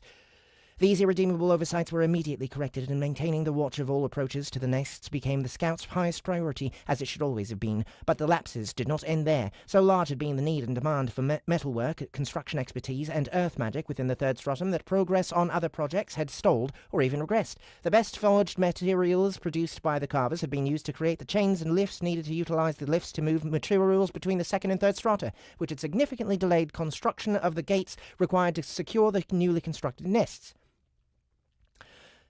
There, too, a lack of attention and focus had nearly cost the colony dearly. Desperate to push an overstretched workforce, the carvers had gone well beyond their tolerance, overworking themselves to the point of collapse, forcing the intervention of the unseen enforcers. Whole teams of builders had been lost to the shadows, not seen for days at a time, as they were forced to recuperate and recover their peak condition, forced to suffer inhumane periods of relaxation and rest.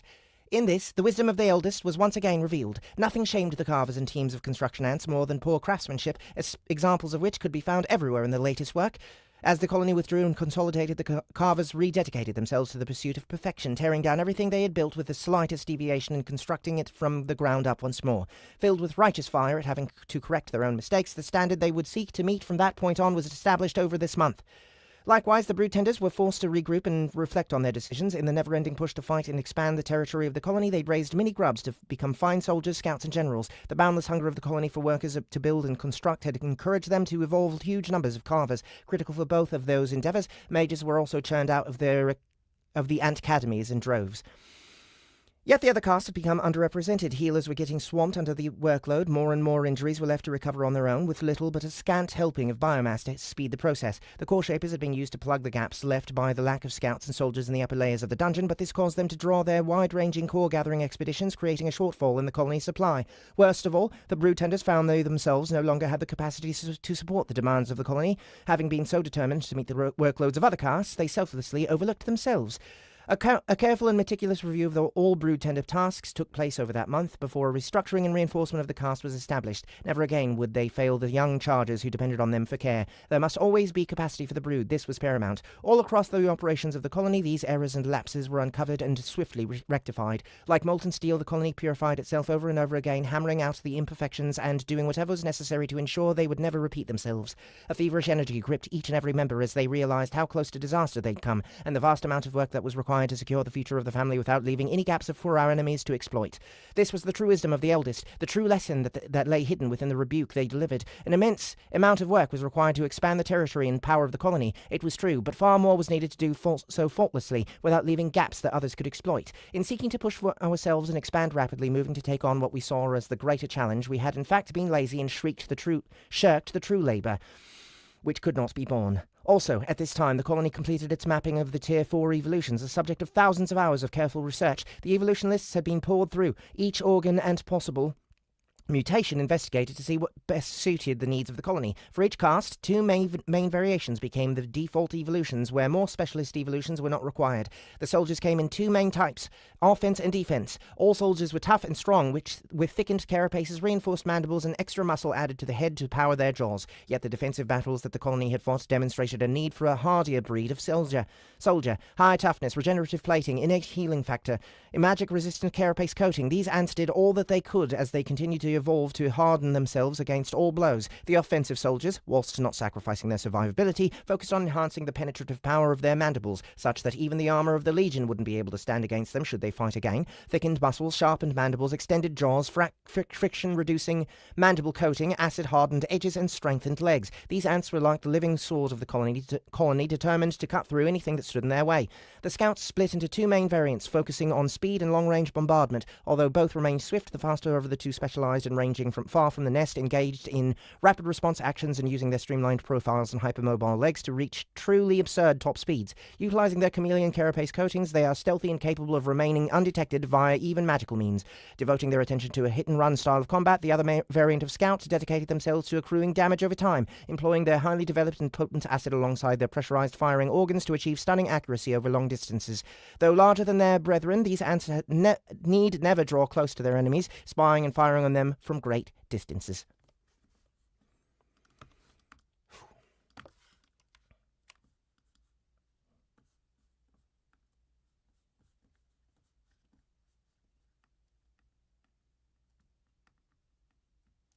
I'm going to get better and better at that. Not happy with my performance there, but oh well, that's all right.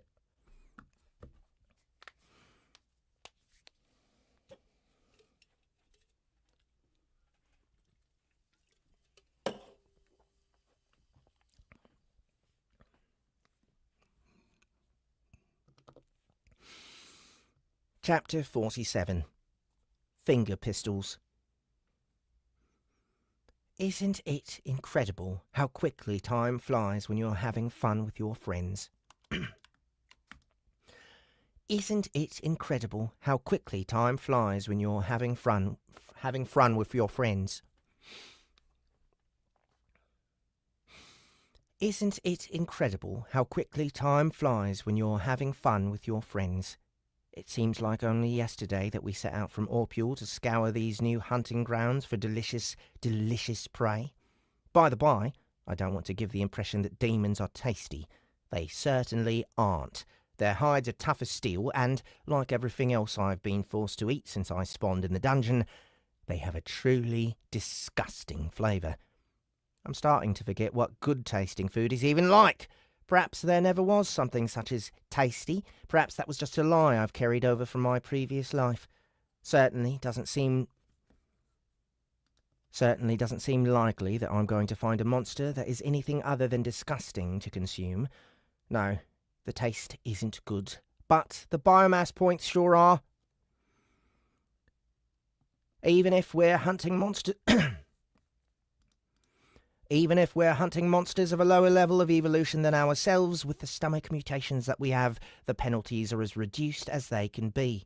Plus, the creatures of this stratum are so rich compared to the shadow beasts of the layer above. It makes sense when you think about it. The spawn rate of monsters on this level is insane, and it's not even a wave right now. All those demon larvae ripping into each other. It all has to go somewhere, right? When they get up to tier 4 and 5, these beasties have had a right old feast, and then, stuffed full of biomass, they retreat to these tunnels to hunt down others who are the exact... When they get up to tier 4 or 5, these beasties have had a right old feast, and then, stuffed full of biomass, they retreat to these tunnels to hunt down others who had the exact same thought they did in the hopes of pushing through to tier 6 and achieving true demonhood. That's when they run into us. It took over a week to power level Brilliant.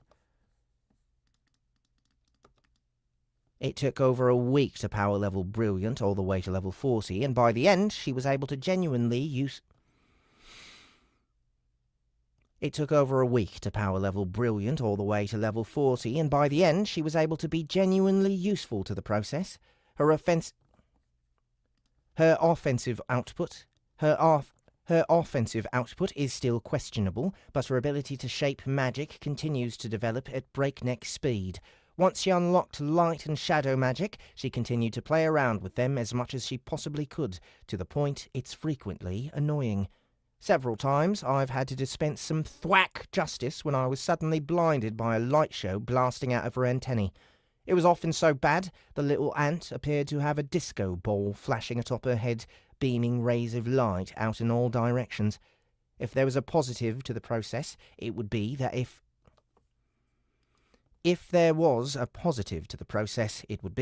encouraged the rest of us to lift our game in terms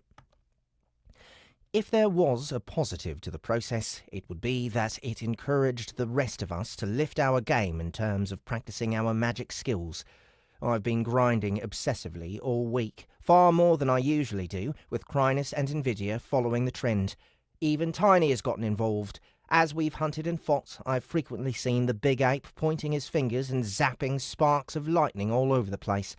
I thought it was adorable at first, the massive bat-faced gorilla wanting to join in the magic practice, but the more he did it and the more time passed, I actually think he's gotten better, more accurate, and quicker when releasing his lightning. A totally unexpected event! Now the time has come for the hatchling to evolve. Although I probably shouldn't call her that, considering she's about to hit Tier 5. All right then, Brilliant, you've done it! Achieved level 40. The little ant puffs up with pride. What? Was there any doubt I would? She boasts.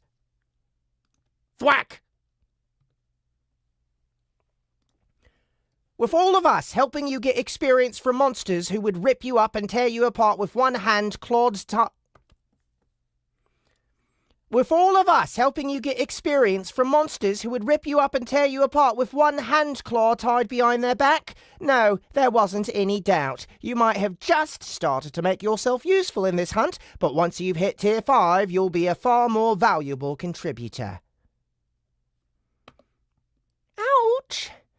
I was just expressing a little confidence. You aren't lacking confidence, nor have you ever lacked confidence. Humility and gratitude are the things I'm looking for. I give the no longer hatchling a hard stare with all 10,000 less... I give the no longer hatchling a hard stare with all 10,000 lenses in my compound eyes, and she wilts a little under the heat. But not much. But not much.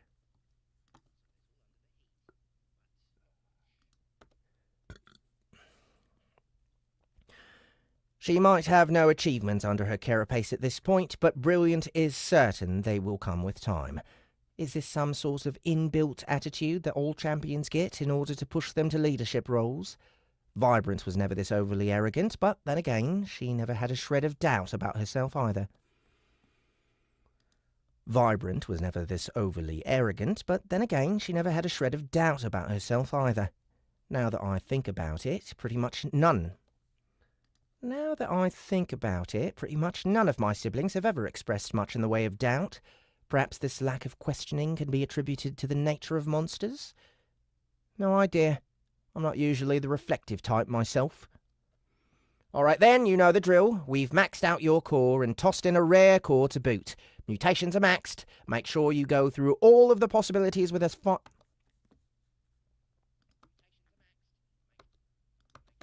Make sure you go through all of the possibilities with a fine-tooth comb and pick the option you think melds best with you. Make sure you go through all of the possibilities. Make sure you go through all of the possibilities with a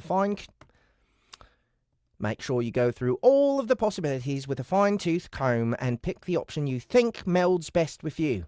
There's no need to rush, so take your time.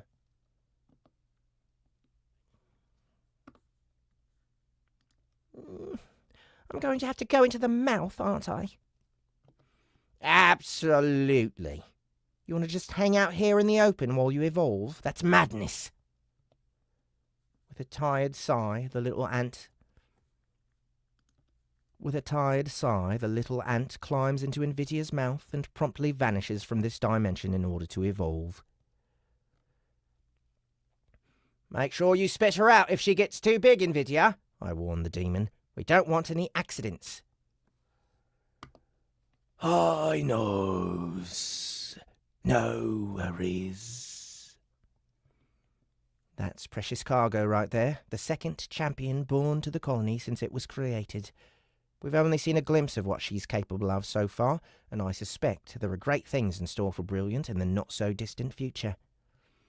Now that Brilliant is ready to evolve, what are we going to do? Nope. That's Sarah.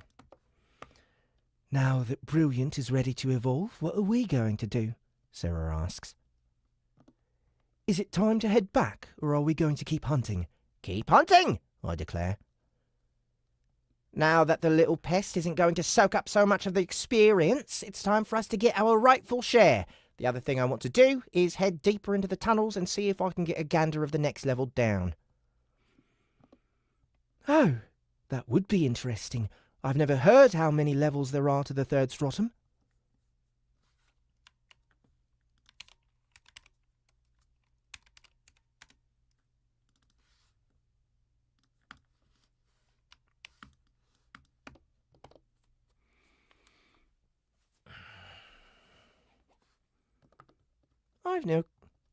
I've no clue either. I shrug an antenna. But there's only one way to find out.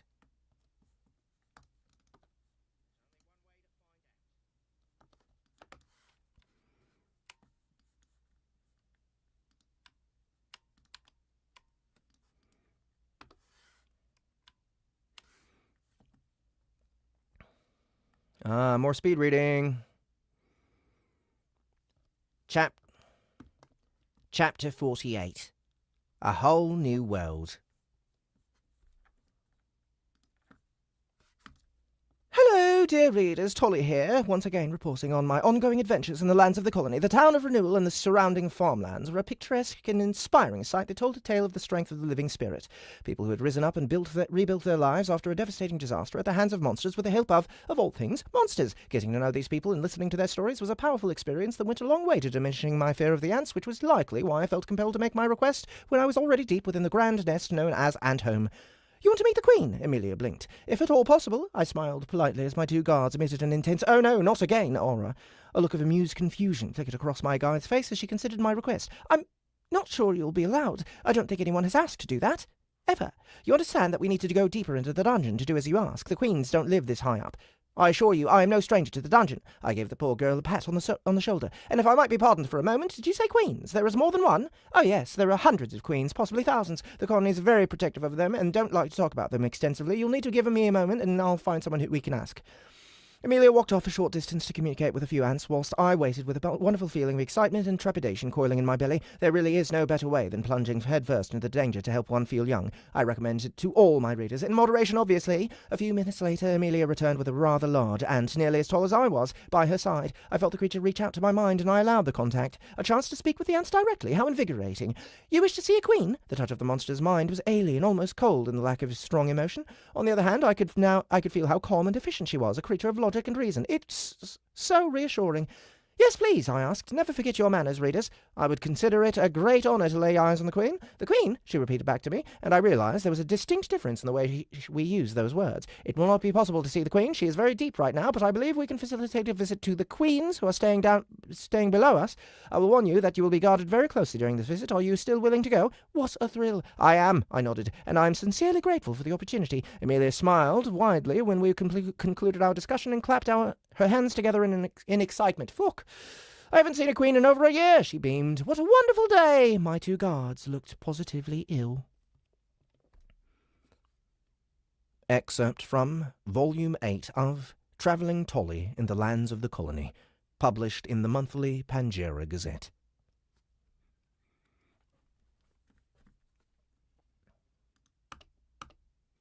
No, why? Why have you done this?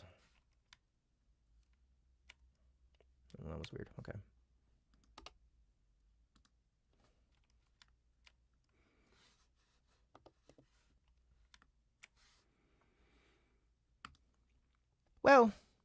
Well, I'll be darned. There really is a whole nother level just like the first in the stratum. I mean, I didn't really have any reason to doubt it. I was given the information from reliable sources after all. I just couldn't help but refuse to believe it until I'd seen it for myself. Perhaps it's still the earthling in me. One giant open chasm inside the planet is unbelievable enough, but two, one right on top of the other. It makes no sense. How can this possibly be real? And yet, there it is. That's a long drop down, Sarah observes, and I can't help but agree. Sure is. We both poke our noses over the edge of the pillar and stare downward at the plate city below. We both poke our noses over the edge of the pillar and stare down at the plates. We both poke our noses over the edge of the pillar and stare downward at the plate city below and the plains that stretch endlessly through the smoke and ash which swirls even thicker here than above. The manor down here is noticeably denser than in the area above, not nearly as large as the difference between strata, but enough that I was able to sense it. Once we decided to head down, it only took a few hours for us to reach the bottom of the tunnels. From there, it was a matter of finding a path leading to an opening into the space below, which we eventually found, and now we're staring down a whole new pillar, with an unsuspecting and vulnerable demon city awaiting conquest. There sure as heck is a lot of lava in those tunnels, though, particularly at the bottom. It felt like I was digging for diamonds with the rate at which lava kept flowing from each and every direction. I can still see it now, pouring out of the stone tunnels above and falling the I can still see it now, pouring out of the stone tunnels above and falling I can still see it now, pouring... fucking hell. I can still see it now, pouring out of those... Oh my god. I can still see it now, pouring out of the stone tunnels above and falling the vast distance into the plains below. In fact, there are hundreds of such lava falls. I almost said favelas. In fact, there are hundreds of such lava falls I can see from here. Is this the third stratum equivalent of rain? Should we go down, do you think? I ask. Oh no. What if they're hostile? I couldn't possibly escape. In fact, how would I even get down? Good point. Bears might be good climbers, but they aren't designed for a kilometre-long vertical climb on stone. Not even close. I wonder who's in charge down there. You have any idea, Al? The giant eye flares at my question. I do not. I am most curious to know.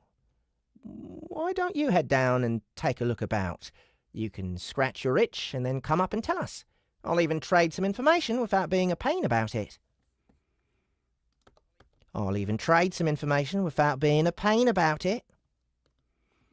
I thought the demon would leap at the chance to pick my brain a bit more, but to my surprise, he doesn't, wavering in indecision.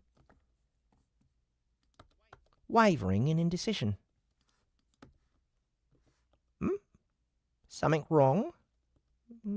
Something wrong? Something wrong?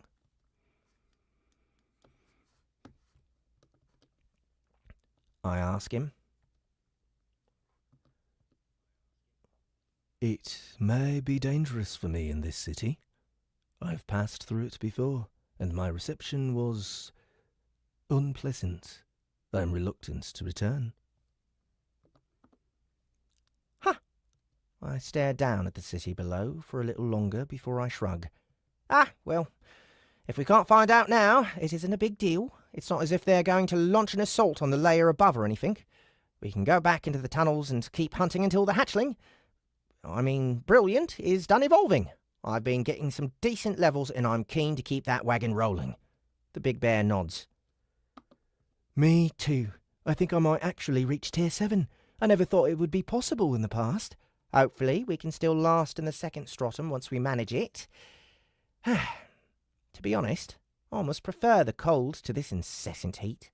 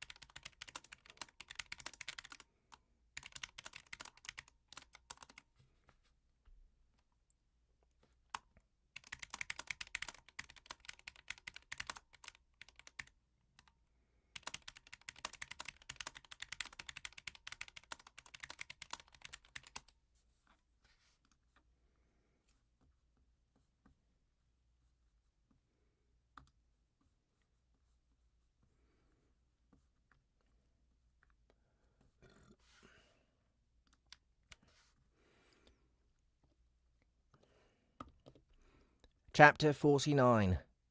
Use the Force.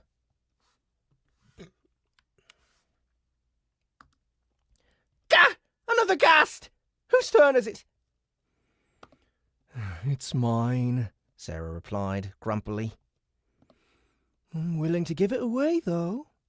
Tiny shoots his hand up, an eager expression on his face. Settle down, you big lug. Sheesh, you don't even get to eat 'em when they're done. Are you this greedy for experience as well now? The big ape gives me a long, slow nod before extending a sombre thumbs up.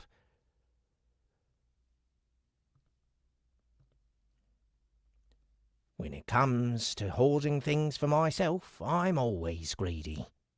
I can practically hear the thoughts running through his head, and it irritates me no end. We're going to do this democratically.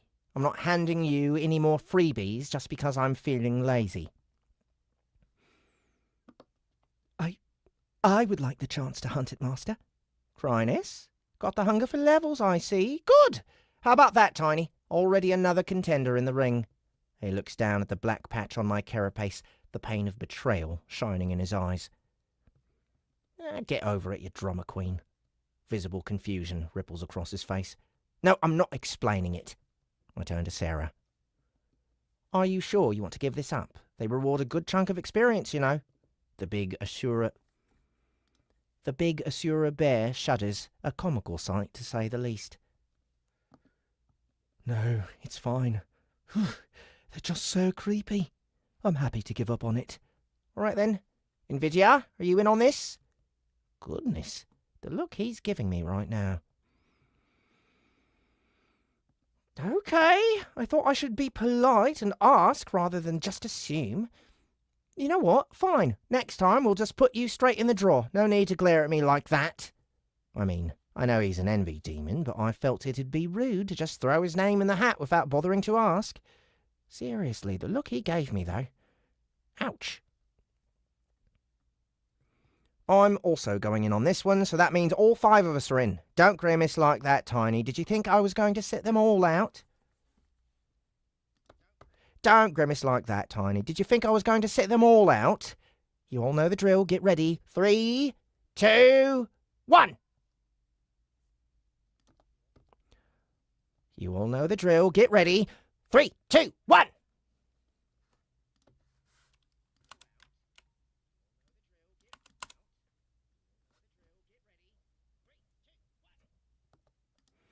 Tiny plays rock. He always plays rock. The shadowy goop on my back stretches out to make scissors. Invidia forms a collared... The shadowy goop on my back stretches out to make scissors. Invidia forms a coloured barrier of paper, and I form scissors out... The shadowy goop on my back stretches out to make scissors. Invidia forms a coloured barrier of paper, and I form scissors out of the ground beneath our feet. Fucking hell. The shadowy goop on my back stretches out to make scissors. Invidia forms a coloured barrier of paper, and I form scissors out of the ground beneath our feet.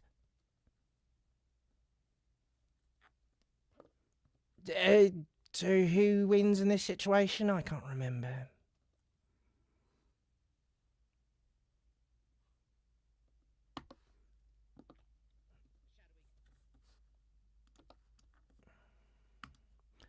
Master?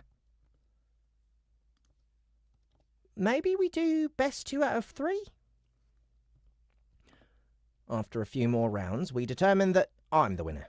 By which I mean I determine that I'm the winner. The experience will be mine. I've been meaning to test a few...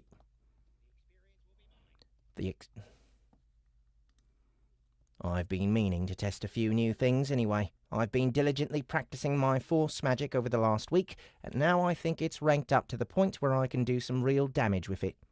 I have a few new spell forms up my carapace, and I genuinely think the oomph I'm able to pack into even the basic force bolts is enough to cause some real damage if I use them in the right way. Compared to their previous limp-wristed slapping when I first started using this particular affinity, they've now upgraded to a solid right cross. Hee. Stupid ghost, you're in for it now. My mind's spin into gear, winding up the force mana construct and spitting out the energy I need before I start shaping it into the required form. The moment my spell is ready, I fling it out at the... The moment my spell is ready, I fling it out at the unwary ghast, catching the demonic remnant by surprise. The mana slings out in an open loop that catches. The mana slings out in an open loop that catches around the monster and snaps shut around it, locking it in like a vice. Ha! You might be an ethereal douchebag, but you sure as hell can't slip through a net made out of mana. The moment the spell takes hold, the hideous creature spins towards me and tries to reach out with its dreadful claws, only to find itself bound tight. With an almost contemptuous attitude, the ghast begins to flex its might, aiming to break free. Foolish monster, I find your lack of faith disturbing. With the many brains I have at my disposal, a number of spells have already been in the making, and they are unleashed one after another on my helpless foe. Condensed force bolts slam home like hammer blows, buffeting the beast and buying some time. Condensed force bolts slam home like hammer blows, buffeting the beast and buying time for me to close the distance. As I prepare my dash, I send out another, more potent force bolt. Unlike the others, which travelled in straight lines, this one curves through the air, striking down at the monster from above and smashing it to the ground. Filled with rage, the ghast finally breaks free of the cage I imposed on it, but it's far too late. Doom Chomp Combo! With a few devastating snaps, I shatter the final remnants of resistance within my enemy, and its energy begins to dissipate as I read over the notification from the system. Oh yes, give me that juicy XP. I need too many damn levels before I evolve again. I can hardly wait.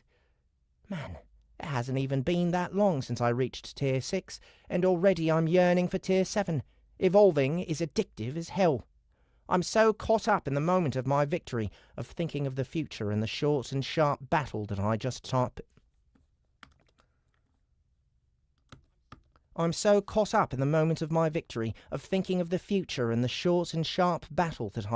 participated in that I almost miss the... I'm so caught up in the moment of my victory, of thinking of the future and the short and sharp battle that I just participated in that I almost... fucking hell. I'm so caught up in the moment of my victory, of thinking of the future and the short and sharp battle that I just participated in, that I almost miss the... Fucking hell!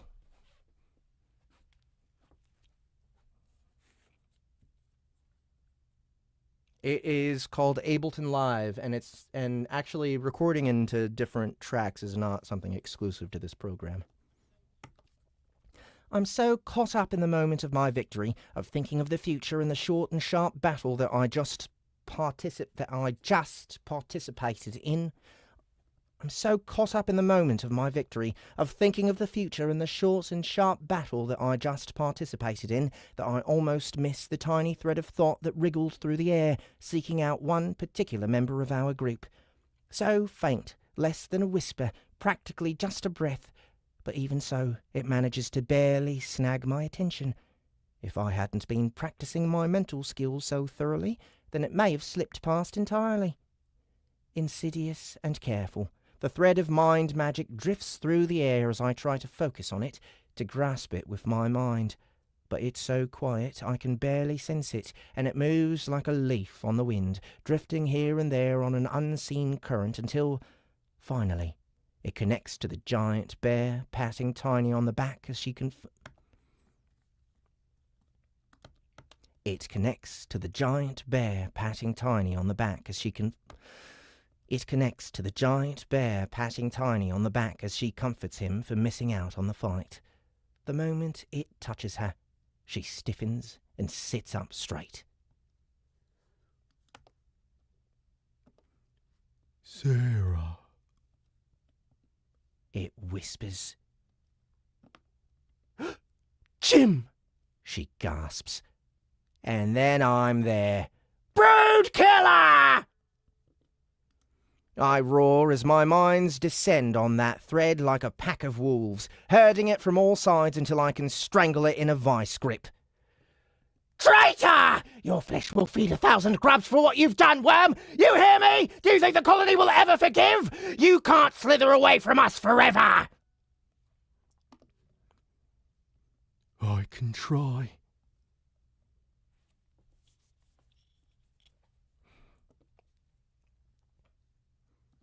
Like a gossamer spiderweb, the thread of mind mana falls apart in my grip, dissolving into nothing no matter how hard I try to hold on. Desperate to trace it, I cast my minds out wide. Desperate to trace it, I cast my minds out wide, hunting for any sign of that mana, but there is none to be found. That punk worm must have worked his non-existent buffer.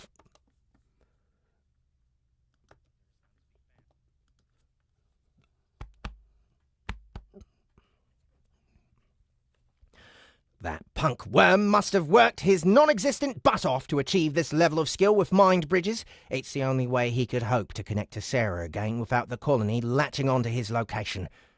Still, this is a lead. There's no way he could reach us here from the second stratum, no hope at all. In fact, he can't be that far away at all. He must be burrowed into the tunnels between the layers. The hunt is on.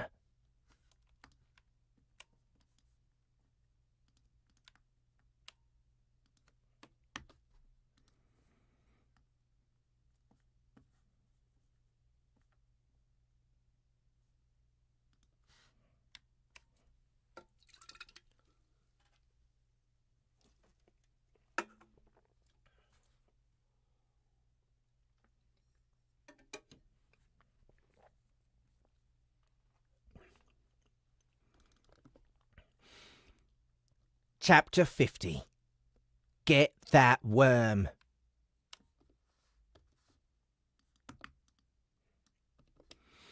He's close. We need to get all minds on the job. Try and find his mana signature. It'll be hard. He's good at hiding, so we need to get on this now.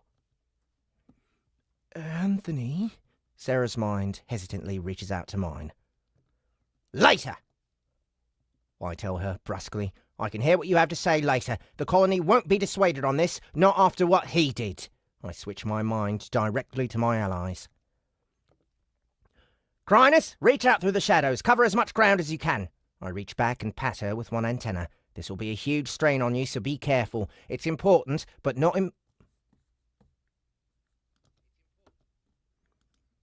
This will be a huge strain on you, so be careful. It's important, but not more important than you are.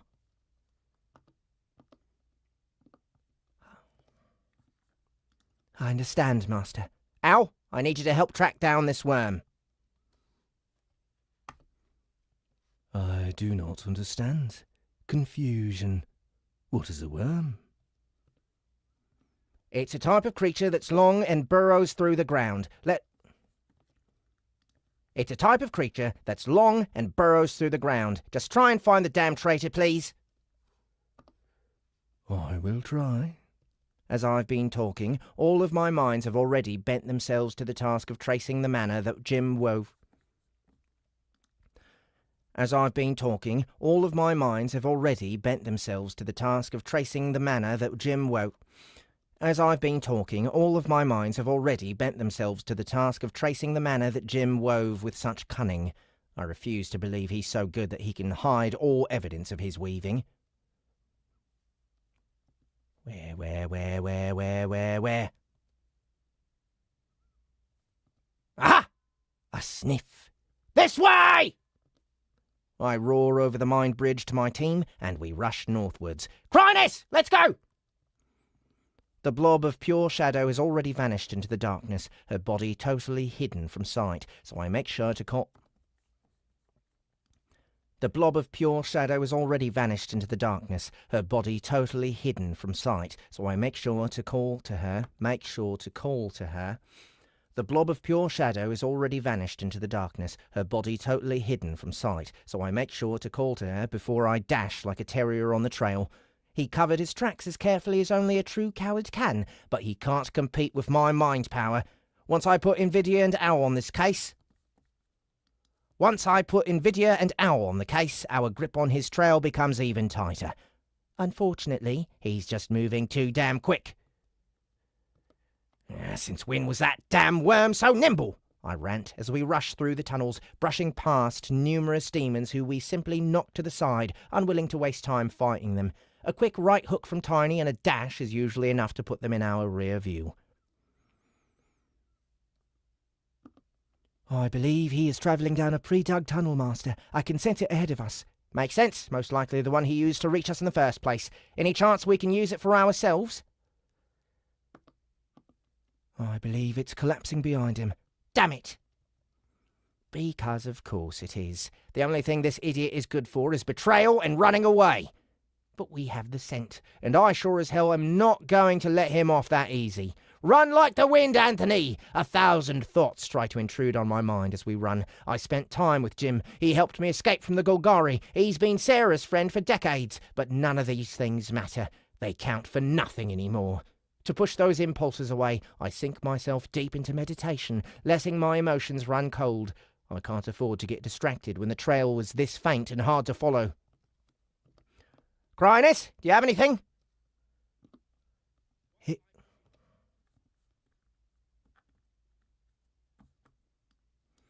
He's too fast. I'm not able to catch up to him.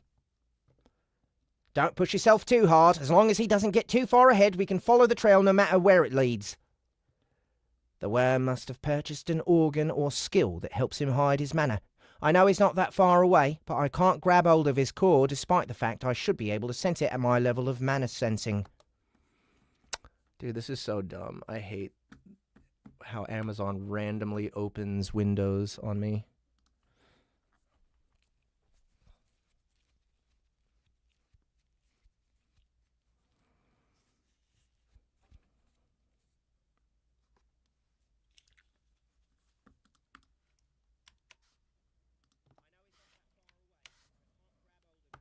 I know he's not that far away, but I can't grab hold of his core despite the fact I should be able to sense it at my level of mana sensing.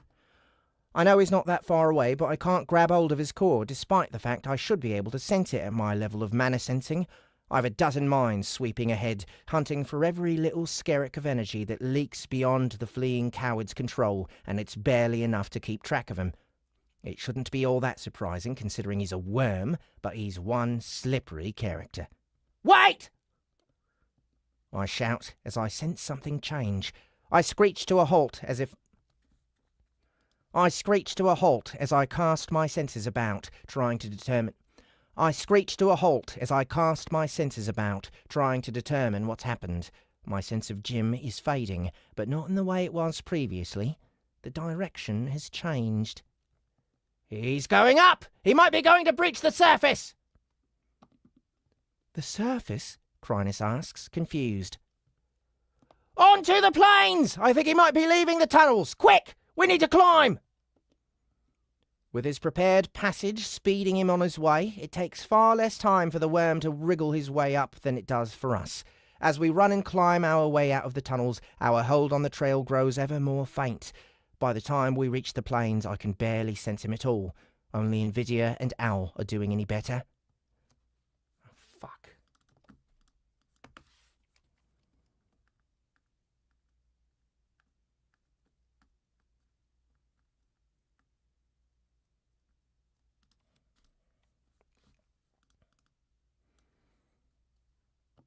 This way. You're sure? Always sure. Good enough for me. Let's run! Back on the plains now, the ground beneath our feet carpeted in battling demon larvae. We continue to run as somewhere ahead of us, just below the surface, Jim continues his flight. Come on, Jim! I hurl the thoughts forward wildly, blasting out a wave of mind magic which may or may not even reach him. Didn't you have something to say? Come back! Or are you unwilling to face up to your own crimes? The lack of reply only serves to cause anger to bubble up within me, but under the effect of meditation, I allow it to flow past me. Sarah is right here! I taunt. You sure you don't want to let her know why you betrayed her?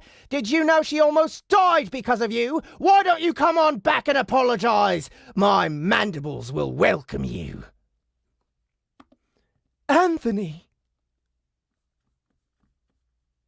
Anthony?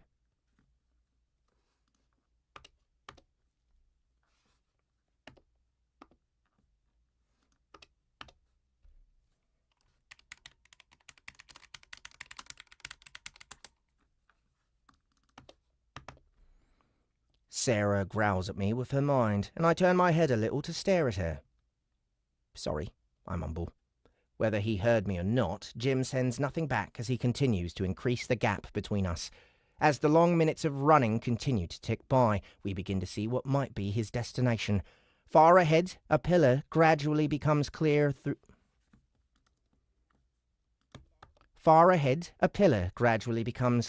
the ash and smoke of the third stratum, and it's a big one. The Plate City has at least 4 tiers, and though it's difficult to see it right now, it's possible that a few smaller ones might be hidden from view. It doesn't make much sense. Why would he be heading for a city? What demon inside is going to protect him?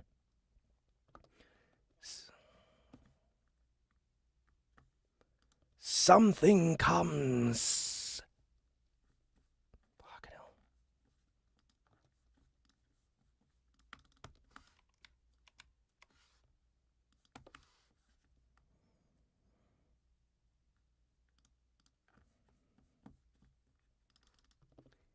Invidia hisses. Any idea what? No, something strong. Keep running. We don't give up the chase. At least, that's what I would have preferred, except that a few minutes later, a powerful mind reaches out to us.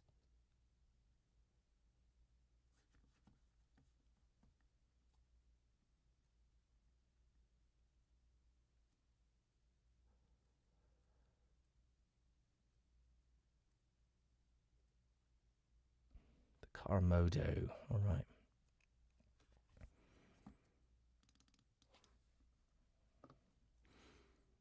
Hold!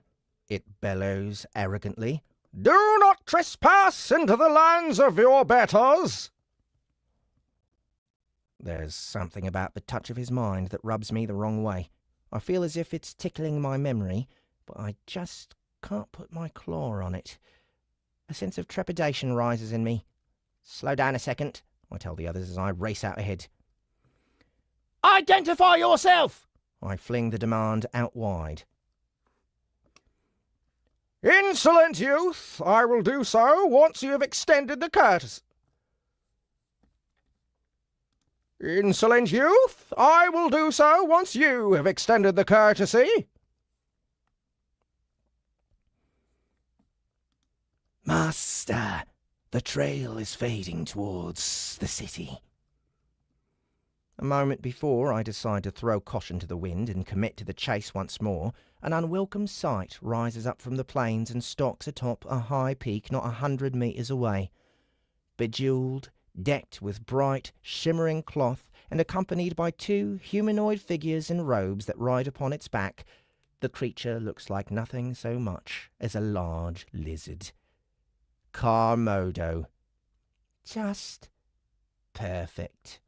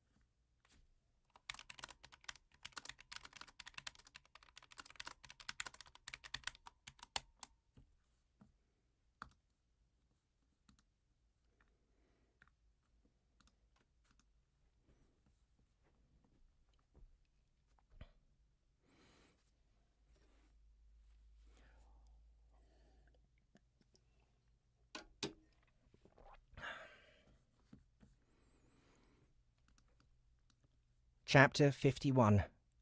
Diplomatic Immunity. Fantastic. Just what I needed. Another giant lizard in my life. Haven't I dealt with enough of these things? Considering our minds are connected, I carefully shield my exasperation and reply. Hey there, lizard bro. How's things? Life treating you well? Try not to dry out too much down here. It gets a bit warm in these parts. Make sure you stay moist, or whatever a lizard does. I can practically feel the indignation radiating from the big fella.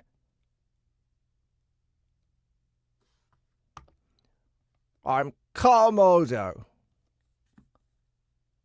I am Carmodo. He hisses at me. Do not refer to me as a lizard. Despite still having their hoods on, I can clearly tell the two attendants are glaring at me. What were those guys called again? I seriously can't remember. This isn't going so well. I'm going to have to break out the old Anthony Charm offensive and see if I can talk this esteemed Carmodo around to letting us chase that damn worm into their territory.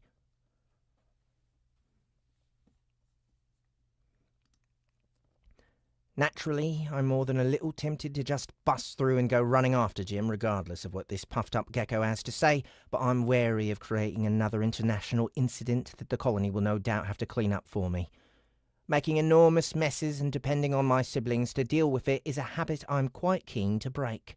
It's getting embarrassing at this point. I'm hopeful that I can reach a diplomatic solution here. Of course, my mistake. I would never seek to insult one of the ancient and wise members of the Carmodo race. May your scales be ever shiny. Smooth. Anyways, can we run through your territory and kill that worm? We hate that guy. Anyways, can we run through your territory and kill that worm? We hate that guy. And the quality follow-up. Nailed it. This is what high-level diplomacy looks like. Sheer perfection in the realm of communication. No, the lizard Carmodo retorts. Take yourself from our lands at once.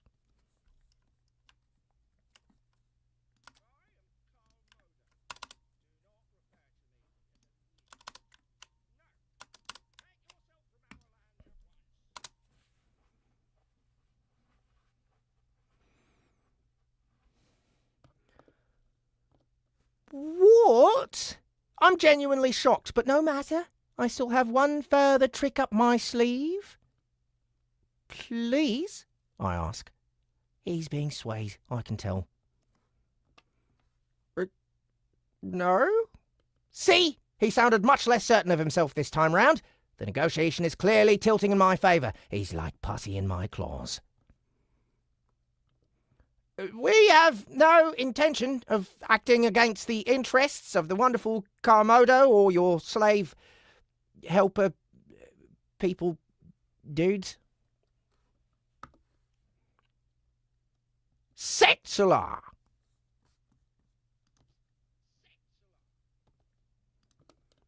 The old sapient grates at me, his mind clearly irritated. I mean no disrespect. I try to give the mind manner equivalent of a thumbs up. Excuse me.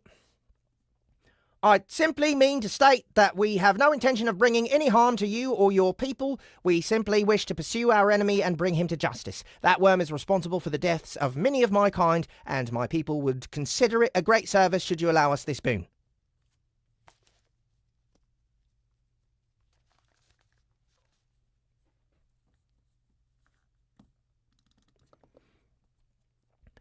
Like the mental equivalent of silk, I feel like my words are smoothly seeping into every fold of this Carmodo's brain. I can already feel the disgust and disdain he feels billowing up like a rising tide. Clearly, the actions of Jim have infuriated the noble mage, and he is fully willing to cooperate. Leave our lands at once, or I will be forced to view your intrusion as an act of aggression.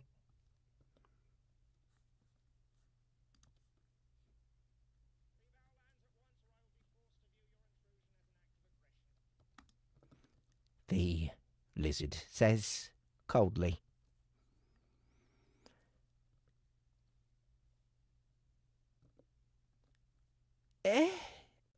I thought we were getting along like a house on fire. How could you possibly defend that worm? Once again, the urge to simply ignore the Karamodo and his slaves is almost too strong to deny, but I forcefully restrain myself, even if it looks as if I'm visibly writhing with the force of effort required to do so. Then a thought strikes me cold. Crap. Once again, the urge to simply ignore the Karamodo and his slaves is almost too strong to deny, but I forcefully restrain myself, even if it looks as if I'm visibly writhing with the force of effort required to do so. Then a thought strikes me cold.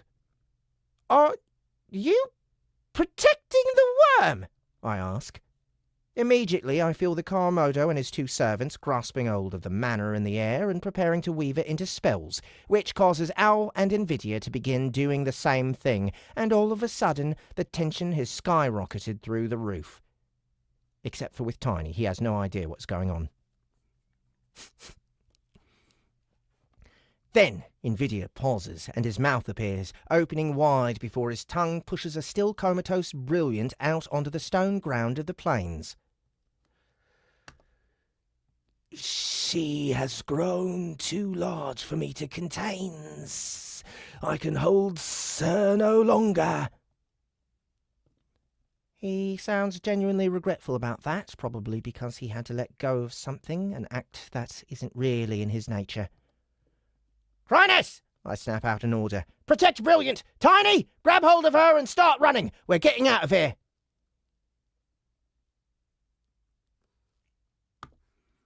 Do you not wish to chase the worm?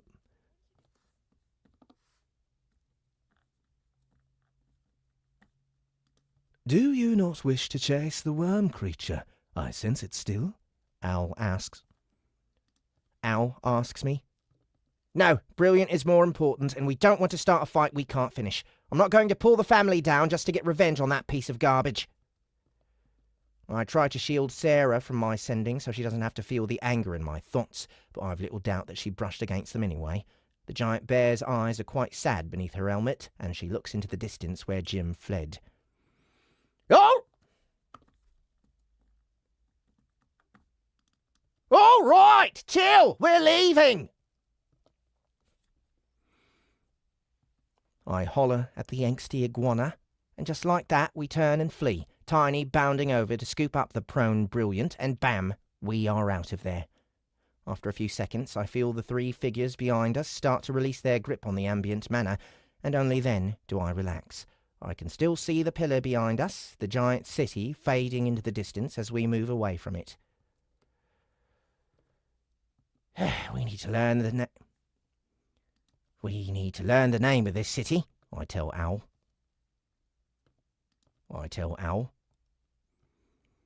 And we need to know everything we can about the Karamodo there. What is going to be the best way to do that? An envoy from another demon city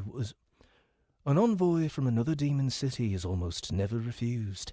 Certain. If the Karamodo do not know the envoy comes from a city that you control, they will have no reason to interfere. Is that something that happens often? One city sends a demon over to another city to do what?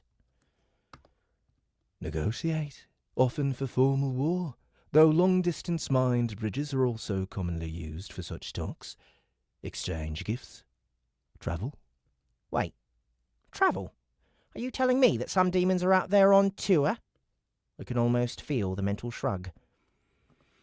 Demons like me, who crave information of one type or another, are often compelled to move around the stratum. Some simply can't stay still for one reason or another. Perhaps their bloodlust is so strong they are unable to wait for a formal war to be arranged, so they travel from city to city.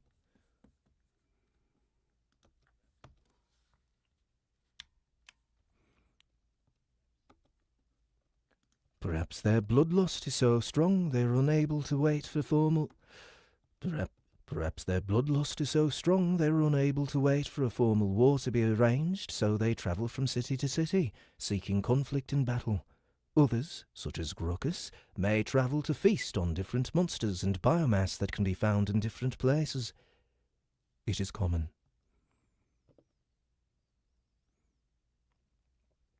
Bye, Flipster. Well, that's interesting, I suppose.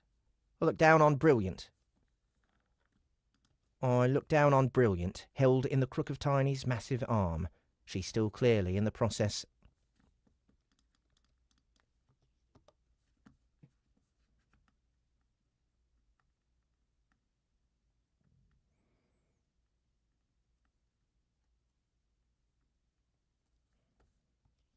She's still clearly in the process of evolving, her carapace shifting in strange ways as her body is restructured beneath her out. She's still clearly in the process of evolving, her carapace shifting in strange ways as her body is restructured beneath her outer shell. She's an important member of the family and couldn't be risked. I wasn't really worried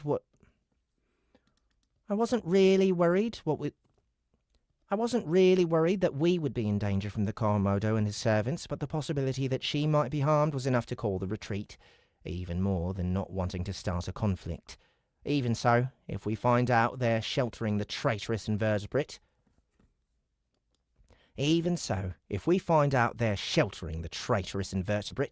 then there may be a fight between them and the colony, no matter what I have to say about the matter. Anthony? Sarah breaks into my thoughts. I know, I tell her. We'll talk when we get back to the city.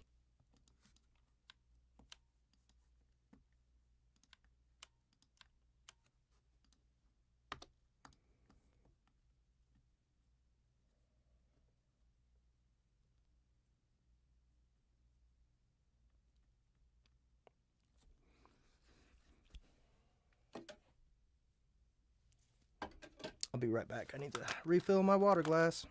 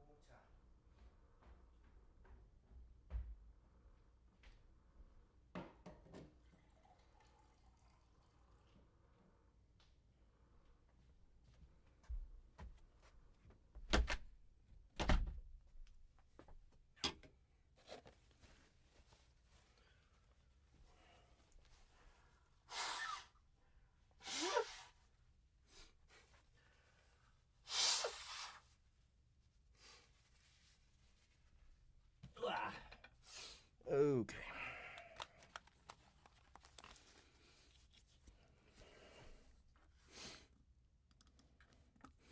All right, where are we?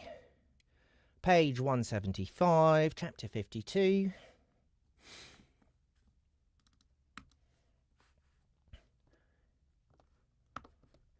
Chapter 52.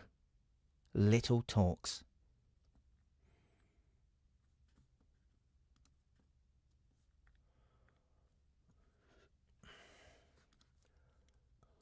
More Tolly!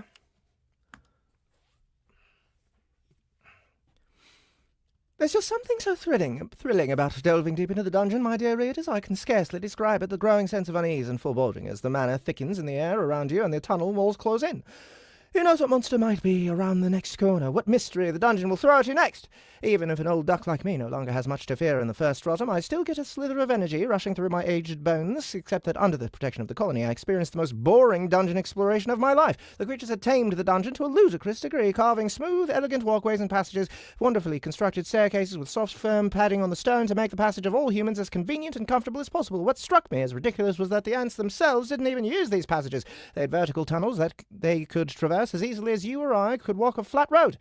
If any monsters existed on the path, I didn't see them, not a single one. It was almost boring. As we walked, the ants patrolling the tunnels became larger and more frequent. My guide stopped to exchange words with each of them, and when I inquired what they were discussing, she smiled and explained it was common amongst the colony that those who lived with them to encourage each other to work hard and to remind them that they take the right number of breaks. I laughed and said that surely it's difficult to make an ant stop working. Her expression grew serious, a trace of apprehension to her brow.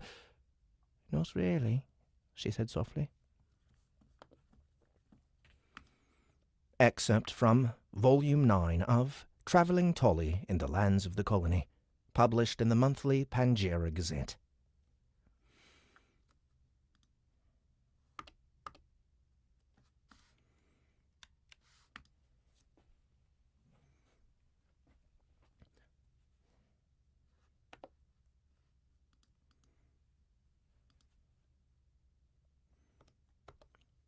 I'm surprised at how long it takes for the emotion to bleed out of me. I'm surprised at how long it takes for the emotion to bleed out of me as we march back to Orpule. I don't know what I'd expected would happen regarding Jim. I suppose in the back of my mind, I always thought the colony would find him eventually. As our numbers grew and we became even more capable, it was only a matter of time until we got our claws on him. No matter how good he got at hiding himself in the past, slithering between tunnels and avoiding every fight that came his way, he couldn't possibly be so sneaky as to hide from literally hundreds of thousands of sentient creatures hungry for vengeance. Yet he managed to surprise me. Despite everything, the colony still hadn't managed to get a sniff of him until now, a testament, I suppose, to just how deeply and desperately he hid himself. Somehow, he even managed to come down to the third stratum, a dangerous place for a creature like him, considering how open much of this layer of the dungeon is. And it's obvious why.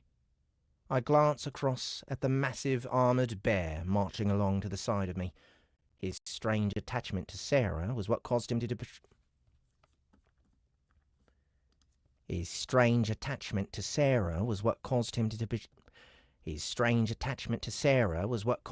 betray the colony in the first place, so I shouldn't be too surprised that he followed her down here, hoping to get in touch with her.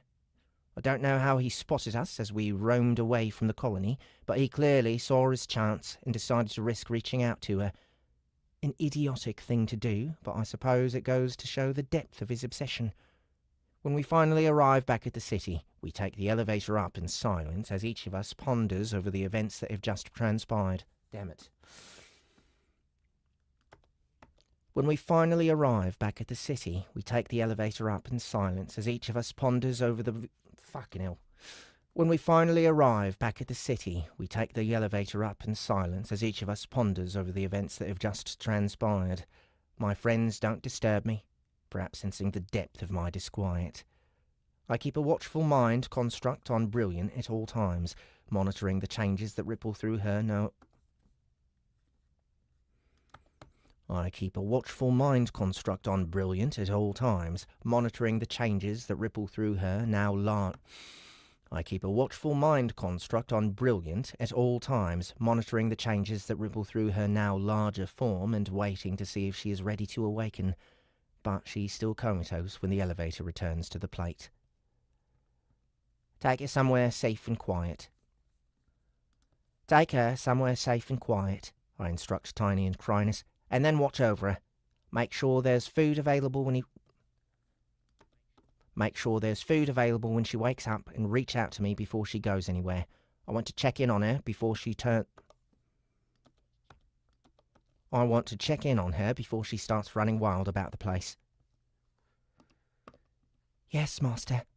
With Brilliant still cradled in the crook of his arm, Tiny nods and trundles his way toward the still-growing nest built in the centre of the city. I watch them go before I turn to Sarah. Let's talk. She looks at me for a long moment, then sits with a thump and tilts her head back to stare up at the ceiling far above. I'm really not sure what I even want to say, she admits. I don't say anything to that.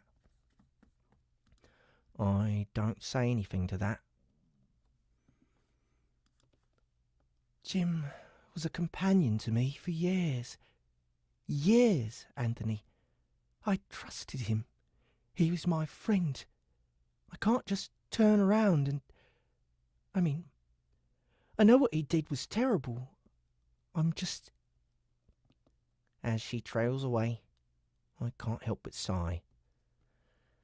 I get it. I understand where you're coming from. Jim was your only connection to the life you left behind.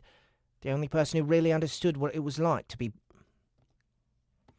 I understand where you're coming from. Jim was your only connection to the life you left behind. The only person who really understood what it was like to be reborn as a monster on this world. Damn it. I understand where you're coming from.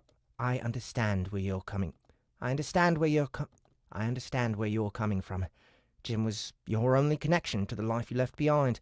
The only person who really understood what it was like to be reborn as a monster in this world. It isn't easy to turn him into a villain in your head, with all the history that's been built up between you. Not to mention, you don't recall the worst of what happened, since you were berserk at that time.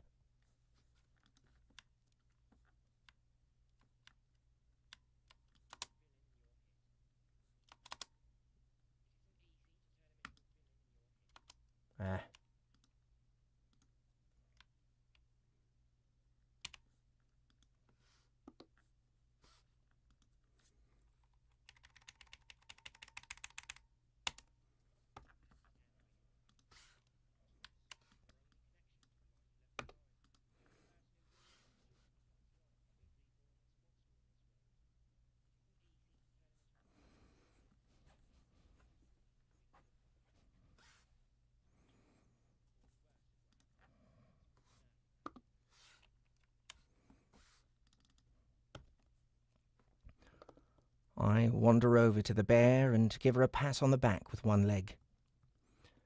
But you have to understand that, for us, there's no coming back after what he did. Because of him, hundreds, if not thousands, of brood died. Helpless larvae, eggs that never got to hatch. It's never going to be okay. The colony will hunt him down, no matter if it takes 100 years.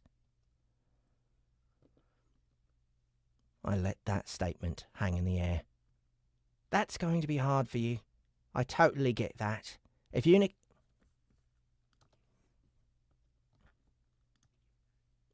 can accept it, then you are of course welcome to stay with us. You're part of the family now. Whether you fight or not, whether you contribute or not, you'll always have a place amongst us. You have nothing to prove to us ever again. But if you want to try and save him, then we may need to part ways.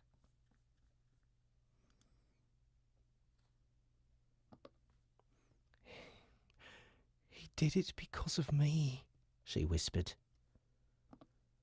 We all know it. How is it not my fault?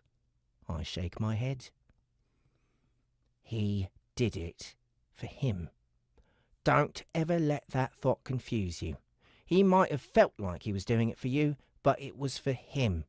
He has a weird and twisted view of what's in your best interest, coloured by jealousy and a need to possess. If he had the chance, he would desperately try to convince you that he only wanted to help you, but the reality is he just wanted you to himself. And I think you know that. With a final pat on a massive, furry back, I leave her to her thoughts. It's a shame that everything is so complicated on her end, the emotional attachment built up over years of, if we're honest, incarceration together. For me, for the colony, it's just so So simple. Back! Get your butt over here! What's a butt? Never mind. Get something...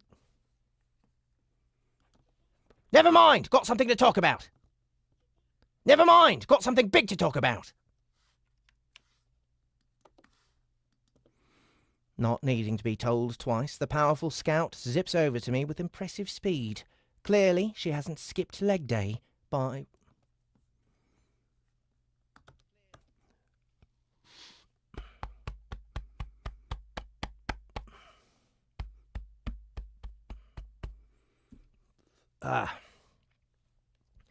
Clearly, she hasn't skipped leg day, by which I mean the day dedicated to mutating the legs.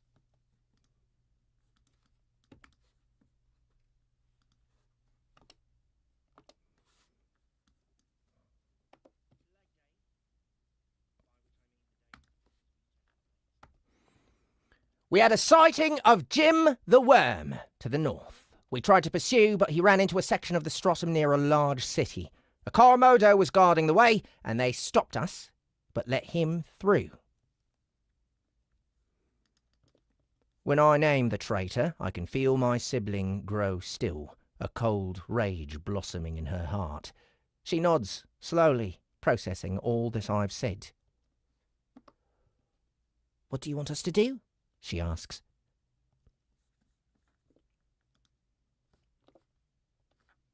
Whatever I say, they'll do right now. If I demand that city come down, they will make it happen. I sink into meditation to try and let my emotions quiet down. We can't rush, I say, my mental voice cool. I've just asked the colony to draw back and secure its position. I won't ruin that by having us overreach now. We won't be ready for a confrontation with the Karamodo for a long time. Right now, we need information. I want that whole section of dungeon mapped, and I want to know how many demons and lizards we're dealing with. Most of all, I want the edges of their territory watched in case that worm comes slithering back our way. Got it? It will be done, eldest. All right, guys, I'm going to do one more chapter, and then I need to get some food because I have not eaten today. Hope you guys are all having a good time. Thank you for coming and hanging out with me while I narrate this book. I have one more cold read for this book tomorrow, even though I'm pretty sure we've already gotten past 30%. Let me check it out. Page 179. That would be...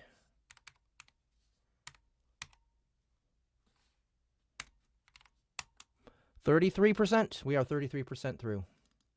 Jeez. I've made it like... Did I do an extra 12% today? Or no, it was 25% when I started. So we're in deep. The next cold read tomorrow is a big bonus. You guys are going to go like almost, maybe past 40%. Wait, where are we now? 33%. So, yeah. Hope you guys will join me tomorrow. Don't forget to check out LitRPG Con. For those of you who have heard me say this many, many times, thank you for your patience for sitting through it. But don't forget anybody that you might have wanted to get into LitRPG for a long time but just haven't been able to. This is the way to do it. Bring them to LitRPG Con, the very first convention dedicated to the LitRPG genre, hosted by Soundbooth Theater. I will be there. Matt Dinneman will be there. Tons of your favorite creators from the genre will be there. And we're all going to be playing board games, playing VR laser tag, doing signings, selling merch, doing panels, and live entertainment at night. And this is all July 18th through 20th, less than 3 weeks away, just like 2 weeks and 2 days away. July 18th through 20th in Denver, Colorado at the Grand Hyatt. Go to litrpgcon.com. Pick up a ticket for just $100. There's going to be at least 800 LitRPG fans there, at least 100 guests and panelists. It's going to be massive, guys. So don't delay. Go to litrpgcon.com and check out the info there. You can buy tickets there, share that website with other people. And actually, the schedule for all the panels and everything is going up sometime this week, I'm pretty sure. But anyway, other than that, go to soundbooth.app. Pick up The Grinding by Matt Dinneman. I narrated it. Annie Ellicott backed me up with the female vocals. And yeah, it's a horror. It's pure, and it's disgusting, and it's high octane. It just moves and moves and moves. Very, very awesome book. Proof that Matt Dinneman is not just a flash in the pan with Dungeon Crawler Carl. He is a legit awesome writer, and he writes thrilling pieces of literature. Okay, on to chapter 53. Let me do a little nose blowing here. Are you going to do more DCC casting streams at some point? Also, you need to come to LA, Aldo says. I will be coming to San Diego soon. I'm going to San Diego Comic-Con the weekend after LitRPG Con, so.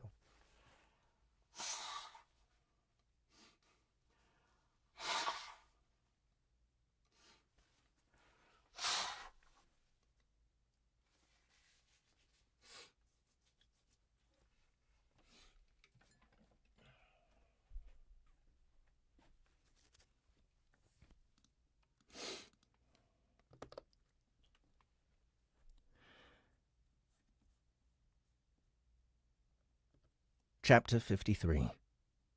Wriggle and Worm. The hot air of the third stratum burned against his skin, and Jim cursed as his tender flesh seared in the open air. He wasn't able to be exposed like this, which was probably why they demanded he come out of the protective soil for this discussion.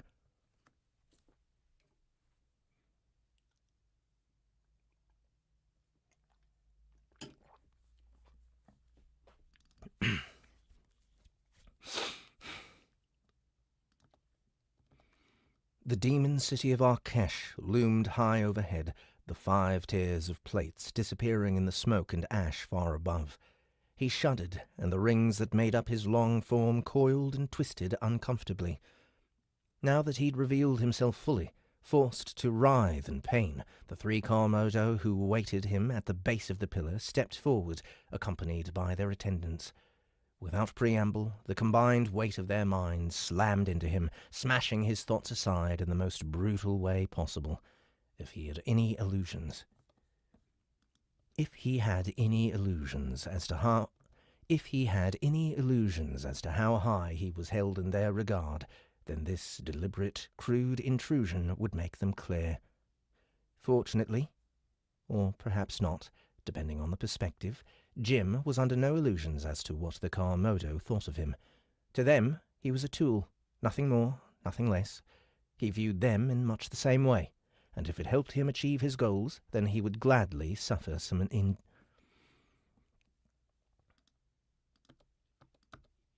He viewed them in much the same way, and if it helped him achieve his goals, then he would gladly suffer some indignities. After all, hadn't he lived imprisoned by the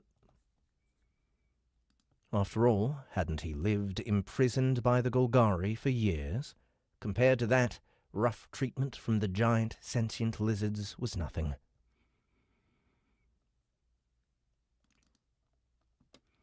"We have protected you, as we promised we would," the lead Karmodo declared. "This is evidence enough of our sincerity, I'm sure." Jim wanted to snort and scoff at the ridiculousness of that statement. Protect him. They'd very nearly left him for dead. If he hadn't slithered directly toward their city, they may well have let that idiot Anthony catch him. But he couldn't do that. The Karmodo were touchy when it came to questioning their morals, regardless of how questionable they were. "I am very grateful for your protection," he said, using the power of his mind to find a little more balance within his own head, shoving the intrusive presence back just a smidge. "I would also like to think that my efforts have also served to more clearly demonstrate the threat that the colony..." I would also like to think that my efforts have also served to more clearly demonstrate the threat that the colony represents. I hope the old ones will be more receptive to my warnings now. The three lizards watched him lazily as their servants stood to attention around them. It was so difficult to read a Karmodo. Their faces almost never moved. If they wanted to, they could stand perfectly still for days at a time, their bodies not shifting position in the slightest. It was an unnerving sight.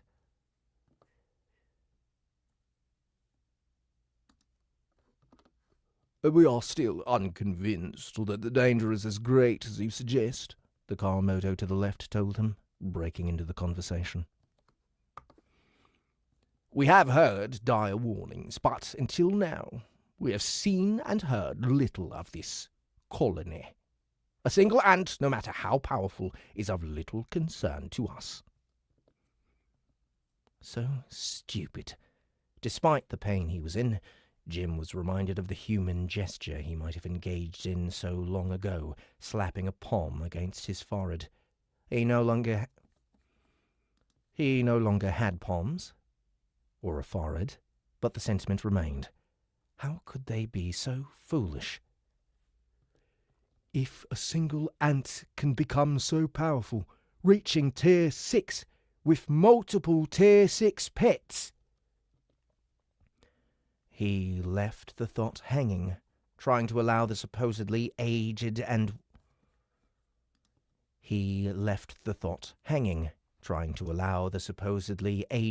wise Karmodo to fill in the blanks on their own.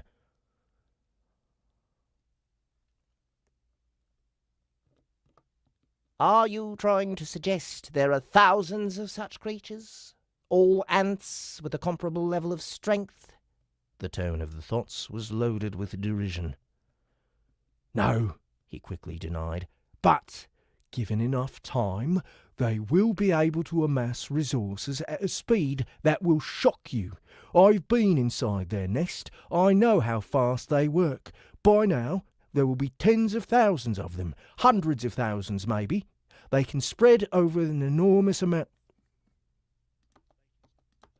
They can spread over an enormous amount of dungeon and funnel resources to a few individuals. Surely you see the threat.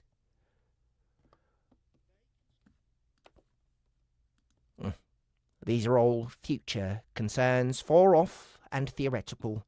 Little to justify our continued efforts to protect you now. If he had any teeth, he would have gritted them in frustration. These damned lizards were such an unwieldy and slow instrument to work with. When his betrayal of the colony failed, when the Golgarian Legion had fallen short of eliminating the pest, he despaired of ever being able to pry Sarah away from the insects who pushed her to the edge of her sanity in their own defense. They were far too on guard for him to ever be able to approach the nest again, no matter how hard he tried, so he had been forced to watch and wait, something he was well used to doing. When the colony expanded to the third stratum, he felt he might finally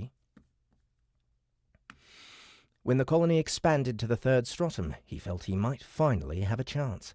He knew that land in the third was more heavily contested than it was in the second, so all he had to do was try and find some of the ants' new neighbours and give them a nudge. The empire of the great lizards, the Dune Kingdom, seat of the old ones, had been a perfect target. Too proud to ever settle to treat monsters as equals, a conflict with the colony was inevitable. All he had to do was provide a spark.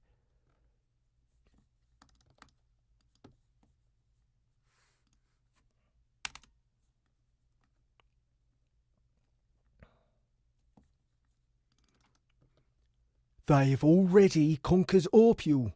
That makes 2 cities that have fallen to the colony in a matter of weeks. It won't be long before they come here. I predict you will begin to see scouts poking at the edges of your territory in a few days, perhaps less.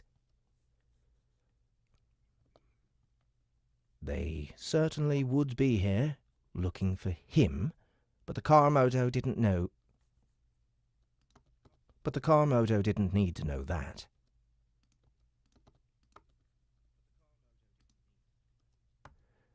If only he hadn't reached out to Sarah in that moment, then Anthony and the colony would still have no idea he was here, and there would surely have come a better chance to reach her. He was confident that if he just had a minute to talk to her, a little time to explain himself, then she would see things as he saw them. The colony would destroy her in the end. He was certain of it. But with him, he could protect her, keep her safe from herself. Your warnings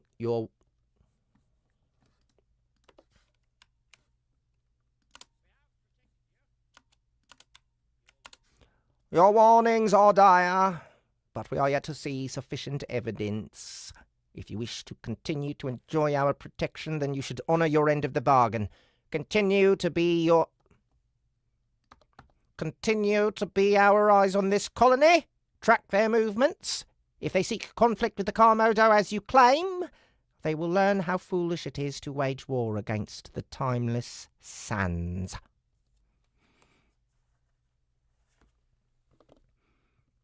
Sensing the dismissal, Jim gratefully rolled his lengthy form and dove once more beneath the crust of the plains.